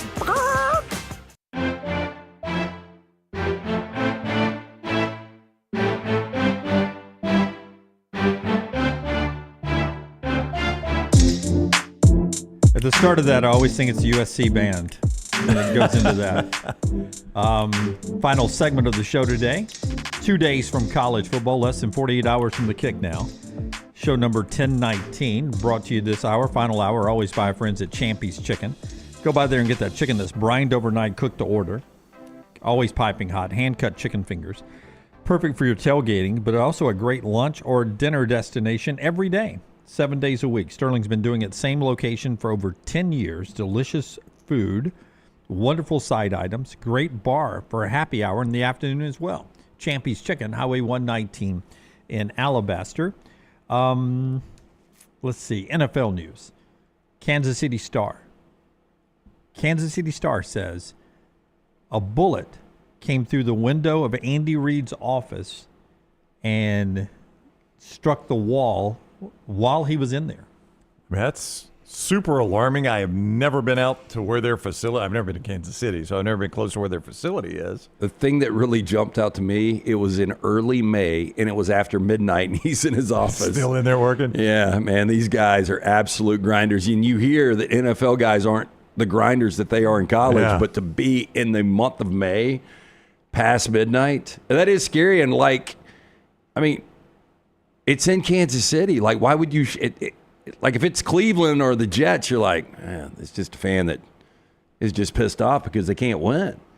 Kansas City was going for a three-peat. They ended up putting in bulletproof glass. Probably a little excessive. And increased security there at the facility. By the way, I think Andy would say this himself. Not the smallest target. I mean, the fact that they missed Andy Reid is absolutely there's a lot of target there. For plain Andy. sight, you really wouldn't have to aim. So the suggestion is this is a disgruntled fan, not just some random drive-by that went awry or something like that. They do not know if it was intended for Andy Reid, but it did go into his office while he was inside, and it is hard to imagine that you could look at that building right there and say, okay, that's Andy Reid's office. Yeah, no doubt. Now that I see a photo, I don't know how you know where you're I think shooting. it was 3 shots, and there were other offices that were hit. So I think it was just completely random. And Andy Reid was probably the only guy in the building. Yeah, I did not know about the other 2 shots. I mean, Clarence might have been in there, but yeah, I didn't know about the other 2 shots. So yeah, there's 3 shots. Yeah, so different offices. Yep. Yeah. So it was just completely random. Just real quick, do you believe the Bill Curry story? That somebody threw a brick through his window. Because a lot of people said that came from the inside just to be dramatic. I've always kind of thought that too. I never believed it to be true. Yeah, I didn't either. It's got nothing to do with whether Alabama fans would do that or not. There's probably a crazed Alabama fan that would do it. I don't doubt that one bit. I'm just saying. Bill Curry's still alive, right? I think, Bill Curry's still with us. So you think on that deathbed? Yeah, I gotta say one thing. One thing before I die. Was not true. Yeah. Yellowwood. Yellowwood. Oh, Jake Cameron's was your restaurant. It was Jay Cameron. Thank you to Tom, my buddy Tom Walker. I have never heard of that. Yeah. I did have multiple people reach out about PTs, and I know you guys were PTs fans too. I've been to PTs. Yeah. I used to go to PTs all the freaking time. Jay Cameron was the spot. Tom sent that in, and so that's what Dunaway's talking about. Did he like it? I don't know. He didn't tell me. I'll ask him. Nice couple. I wish I could remember their name. They were so nice to me over the years. And every time I'd go in there, so nice. So nice. And did they have your picture on the wall, signed 8x10? No, they're not that kind of place. But it was just a nice little couple that decided to do that. I forget what they had been doing and started to do that. And it just. What was the go-to dish? Oh, it was a variety of different things. I could go in there and it was American cuisine. If I wanted something that wasn't on the menu, they'd make it for me. They were just good people. I wish I could remember their names. For 2 years, they were as nice to me as a family member would be. Well, that's really cool. I'm so old that I can't remember their names. Jay Cameron's, huh? Jay Cameron's. And for some reason, I want to say it was Cameron, their son. I don't know. Yeah. I'll get as much info on this as I can. I remember it being good food and great people. So, all right, one more thing before we get to trash after LT tells us about Dr. B. Dr. B, best in the business. You start thinning out a little bit. You want to make sure that you're preemptive on this. You want to maintain. You want to grow some back.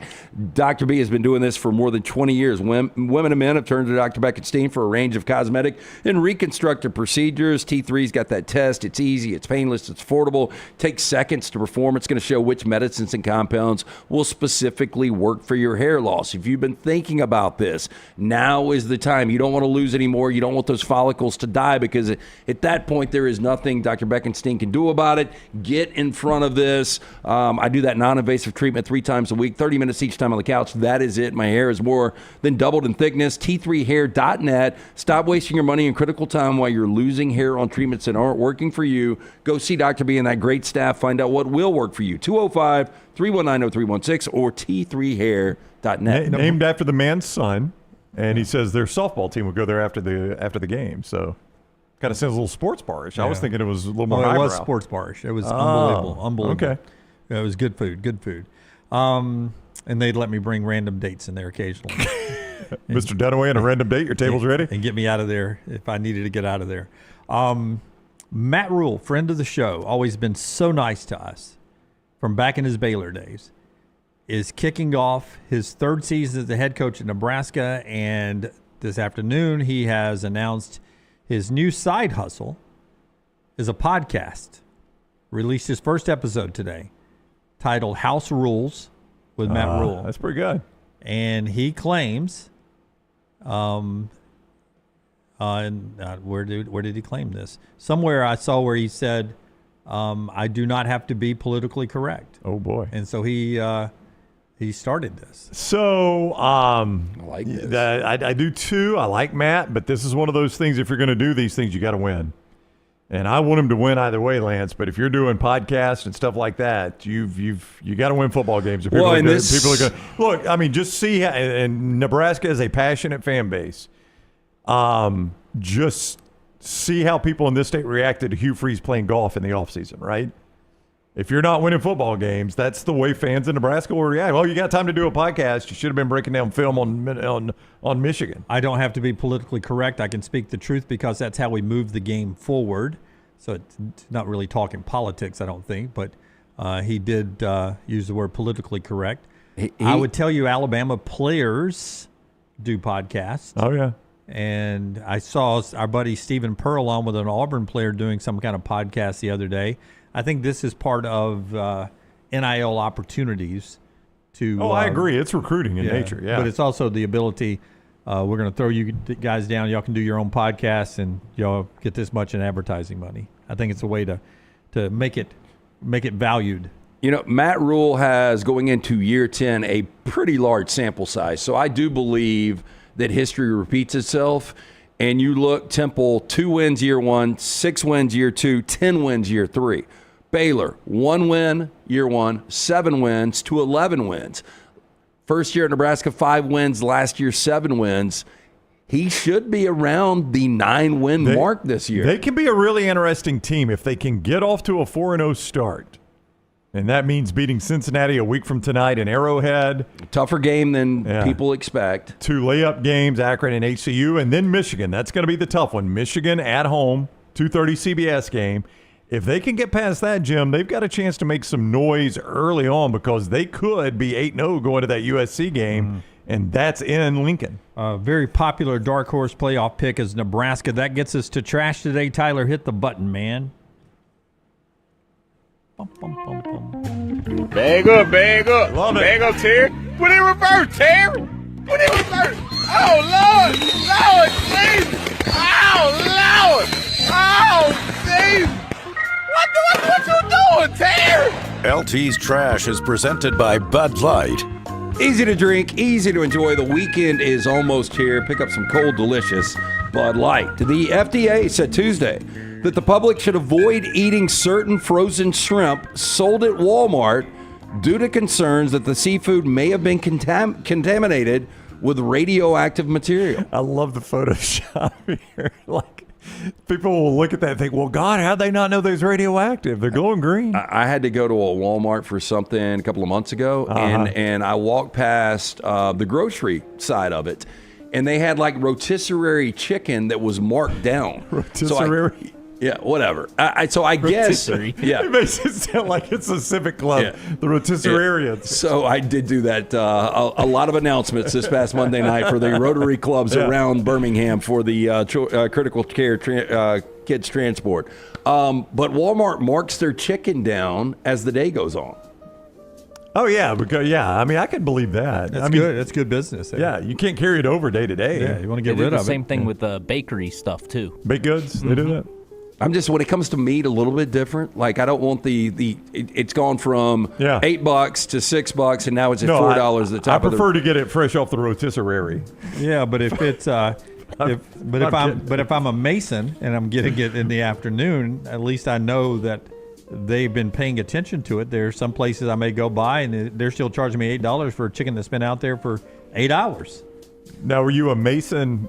Like a bricklayer? Is that who you were there? Yeah. Not a mason with a top hat and a cane? From the Rotary Club. I figured as a mason, I'd run in there. I don't know if you were a Freemason or if you were a bricklaying mason. Health officials said in a news release, investigating reports of contamination. It's the cesium-137 contamination in shipping containers, frozen shrimp products processed by an Indonesian company. Some of the raw shrimp products processed are being sold Walmart stores, including 13 states.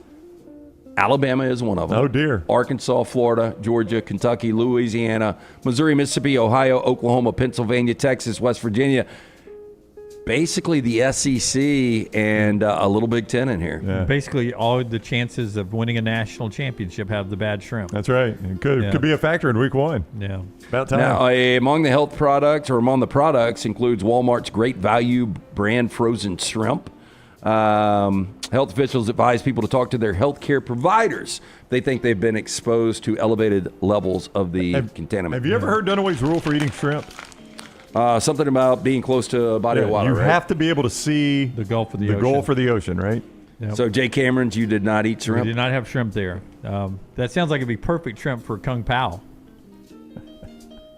Do you have the same rule for freshwater fish, like for salmon and stuff? I don't eat freshwater fish. Oh, he's got a very strong rule on that one. Yeah. It just does not eat it. Is salmon freshwater? Yes, 100%. Yeah. So you eat salmon? Occasionally. So you don't eat catfish is what you're saying, basically. I do not eat catfish or bass. Catfish? Or bass. Tilapia? No, don't like tilapia. Amberjack? Amberjack's ocean. I don't love that. It's a wormy fish. That's what everybody says. Yeah. No, I really enjoy. I like cobia. That's, I think, my favorite. Cobia is good. Swordfish. You ever had swordfish? Love redfish. Love snapper. Swordfish is good. Yeah, swordfish is really good. A restaurant downtown that makes like a swordfish sandwich. Yeah, Jim would not eat that, but I think I've had that sandwich. Roly-poly? A little flaky. It's not It was not roly-poly. a roly-poly or wish. Can I get the swordfish roll-up? Yeah, is that fresh swordfish? Oh, yeah. In an incident that recalls a similar scenario on the long-running television show The Simpsons, 40-year-old man had to be rescued from inside of a tube slide on a school playground in Connecticut on Saturday. Tell me this is not embarrassing. Just after 4-3. They look so fun, and at some point, it's your last time to go down it, and it'd be cool to have an adult's tube slide. Oh, he's going to remember his last time. Just after 4:30 p.m., the fire department were all dispatched to Northeast Elementary School after receiving a report of an adult male getting stuck in a tube slide. Now, responders found the man had become stuck in the middle portion of the slide, quote, wedged feet and head first, apparently in a folded position. That's when officials requested additional apparatus and manpower. EMS personnel provided oxygen to the man who was in, quote, extreme discomfort. According to the fire department, responders also set up the ventilation to help cool the space. The thing I need to know, and I'm glad he's safe. Took 30 minutes to free him. Was he homeless? Well, I need to know, did he have his own child at the park? Like, if this man's just at a park going down the slide, now I do need to ask a few more Said questions. he took off his trench coat to actually get into the tube. Yeah. No, but seriously, was he? That's just where I feel like it's gonna be a safe place to sleep tonight. I'm just gonna slide halfway down here and go to sleep and got wedged. That's very common. Didn't I know. Wait a minute. Homeless people sleeping in slides is common? Yeah, in parks and stuff, it's a covered area. Yeah, safe I would. From That's any where of the I would elements. sleep. Interesting. Yeah. Okay. I mean, it's going to, provide covered from the elements. Yeah. Go feel a little claustrophobic in there, but I guess. Yeah. To each his own. Better than being out in the open Well, that's in true. that case. No claustrophobia whatsoever in there. Or safe, I said. Or safe, yeah. You think it's safer sleeping in there than out in the open is what you're saying? Yeah. I mean, first of all, no wind, no rain, but also, nobody can really see you in there. That's true. Do you worry about the clock that humanity is on when you hear a story like this one? Humanoid pregnancy robot with an artificial womb is being planned in China in a move that could reshape how reproduction is approached in the future. Jim, this goes along with your earlier story. This is crazy. It's the same pod. So you have a baby and get a bath. Yeah. Now, the project is led by Klatt Technology, company based over in China, which says the machine is being designed to replicate the process of human gestation. Now, reports suggest the first prototype may appear by next year in 2026. Estimated cost right around $14,000. The announcement has already sparked global attention, and many are watching closely to see how such a system might work in practice. Now, Klatt Technology presented the idea at the 2025 World Robot Conference in Beijing. You think that's a rocking time? Party every night. I mean, if she walked away pregnant, it was probably pretty good time. Josh in the chat brings up an excellent question. Why does it have nipples? I was going to ask the same. I was just going to mention the breast. Like, why would it not? We don't have to add breast just because it's a female robot. We're not going to. Yeah. Now, inside of the artificial... You try to fire off the swimmers without a little starting gun. Inside artificial fluid and a nutrient hose would allow a fetus to develop in a way that mimics pregnancy. Now, they went on to say that underlying artificial womb technology has been tested in controlled laboratory settings. The challenge now, integrating that technology into a functioning pregnancy robot. Now, according to Chinese media, prototype is expected within a year. In the meantime, they're looking at the ethical and legal guidelines. It's my 7th favorite pet name Maggie calls me, Mr. Roboto. I hated that song. Did you like that Stick song? I liked it when I was a kid. It's very, very, very difficult to listen to now. Now, the project also raises questions that extend beyond science. How would a child delivered by a pregnancy robot be recognized legally? Who would actually be considered the parent? These questions remain unresolved, and they will likely shape the debate as the technology progresses. Good question right there. What? I wonder, is it clear just for purposes of this photo, or are they going to keep it clear? I will tell you, this kid does not have jaundice. That is true. Good skin color. That could be just a tint of his window. That's true. That's also true, Jim. I believe this is just an artistic rendering. Oh. Of, This isn't the real one? No, I don't believe so. This is another Guinness World Record that is trying to be broken. I don't understand when they're going to charge the money they charge, how individuals like this do it. An amusement park aficionado from England is on a quest to ride every roller coaster in Britain and Ireland. He broke a Guinness World Record by boarding 55 of the roller coasters in a single week. Woo. Guinness World Record. This guy doesn't have a job, right? Not one that makes him be in the office, obviously. Guinness announced Dean Stokes, 36 years old, is the inaugural holder of the record for the most roller coasters ridden in 1 week after surpassing the record-keeping organization's goal of 30.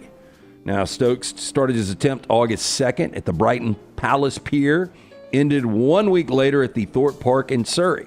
Stokes said his original plan was to ride more than 60 coasters in a week, but weather led to 2 theme parks being unexpectedly closed in the middle of the week. Said his favorite coaster of the attempt was the Icon at Blackpool Pleasure Beach. I would not know anything about that because I've never ridden a roller coaster over there, but I do like roller coasters. Now, is this Josh Pate if he stops working out and starts just running marathons? British Josh Pate. I do like roller coasters. I do not like the Ninja at Six Flags. Terrible. It wears you out. It gave me a bad migraine. They've got the headrest like so far out. I know. And your then head it's jerky, so you just hit the sides of it. Awful. My head was pounding about 20 minutes after I rode that. That's I do love the best one of all time is Guardians of the Galaxy at Epcot. I still haven't been on that It's one. incredible. Never been to Epcot. Incredible. I'd ride that 50 times in a row if you let me. And that is Trash Today, brought to you in part by the great folks at Gutter Cap. See Stu there right now to clean out your gutters one more time before the Leafs start falling. Yeah, I talked to our man C. Stu yesterday. He's planning on being at the kickoff party next Thursday. Cap it, don't snap it. 205-823-2212. Again, it's a dirty, dangerous job. The last thing you want to do after a long, hard work week is get on the roof. You slip, you fall, you snap the neck and die. No good to the wife or kids. Cap it, don't snap it. 205-823-2212. Right now, tell C. Stu at Gutter Cap the next round Cincy is going to give you an unbelievable deal. Cap it, don't snap it. 205-823-2212 or guttercapbirmingham.com. I believe the SEC got a little bit of a win yesterday when the College Football Playoff Committee announced that they were adding a strength of schedule metric, a more inclusive strength of schedule metric to their reasoning of ranking the top 25 college football playoff teams. A lot of people discussing on how do you come up with, what are good wins, what are bad losses. How would you do it? Well, I mean, you've got to put a lot of value in the interconference or the conference versus conference in the pre-conference schedule, because if the Big Ten just wears out the SEC in their matchups, wouldn't you assume, well, maybe the Big Ten's better than the SEC? So therefore, Big Ten regular season games might carry a little bit more weight than SEC regular season games, and vice versa. If Texas goes and beats Ohio State, if LSU wins at Clemson, to use this year as an example, if Alabama wins at Florida State, then I'm like, okay, well, I think the SEC is pretty good. So a win at LSU, a win at Alabama, a win at Georgia is going to carry more weight than a win at Michigan. Okay, but let me ask you this. Okay, there's going to be, if Alabama beats Florida State the way at one point Lance thought they were going to do, I don't know if he still does. But, I still lean that way, yeah. But if Alabama goes to Tallahassee and wins by 21 on the road, people are going to be like, Florida State's not that good. Alabama, because even I have done this year. I've blown through Florida State, blown through Wisconsin, thinking about the Georgia game. But let's say we get to the end of the year and Florida State ends up 9-3, 10-2. Yeah. Don't you take into hold that you have to. That it'll move throughout the year? It's a sliding scale. Yeah, just like in basketball. It's the only way you can do it. And look, college football scheduling is so broken that actually could help or hurt a team like Alabama. It could help or hurt any team, but I'll use Alabama as an example. Like if Florida State's 5-5 and Wisconsin's, or Florida State's 6-5 or 7-5 and Wisconsin's 3-9, which is not crazy. Alabama's out of conference is good. Yeah, but that's not Alabama's fault. They schedule these when these programs are good. One of the reasons the Big 12 will never get 2 in. because the Big 12 is going to beat up on itself, and they're never going to get credit for being good. Yeah. It's going to be like, these are a bunch of average teams. We'll take the automatic qualifier, and that's it. Yeah, but what if, the ACC, that Clemson, LSU, Florida State, Alabama. They've got opportunities. Yeah, and the Big 12 will have some opportunities as well. Not as many as it seems like high profile as the ACC does right now. But it gives you a chance to get those wins and build that up. Basketball, I know we're doing 68, but basketball's got this figured out. That's what we need to do. But they schedule year to year, and some games are scheduled for them, like the conference, or not the conference, but the conference versus conference, like SEC, ACC Challenge. We've chosen not to do that in football. We schedule so poorly in football because we do it so far in advance because there's no centralized scheduling. College basketball, man, they're doing their schedule year to year, so you get better matchups. Like Alabama coming off the Final Four, and Auburn coming off the Final Four, they were able to get a lot of games with people they might not normally get games with because that other team knows, hey, that's going to help my strength of schedule, and if I lose it, it's not that big a deal because it's a pre-conference game. Yeah, so that is the other side, that a quote-unquote quality loss not going to hurt you as much, but in football it still hurts you. And I think that's what we all want to see from the College Football Playoff Committee, that it's just not 10-2 is better than 9-3, right? Right. We want to not see, all 10-2s are created the same. Yeah, 10-2. I hate to go back to top 10 coach Kirk Cignetti, but the schedule they played last year, to me, didn't hold up compared to others. Yeah. No, 100% it did. And we got to get past just the wins. Yeah. No, I get it, but their 2 losses were to the 2 teams that played for the national championship. Yeah. Anyway, it's interesting that they're factoring that in. I took that as a win for the SEC, and now to get that college football playoff finalized on how we're going to do it for next year, whatever it's going to be, the next thing we probably will hear is the SEC committing to 9 conference games now that they've got that strength of schedule metric out there. We'll see. And if they do that, then the Big Ten likely will come back and say, okay, we're good with the 5+11. Yeah. And then we'll all be together. Give and take, huh? Yeah, little give and take. That's the show today. We're back with you tomorrow, 9 a.m. Central Time. Until next time, God bless you and God bless America.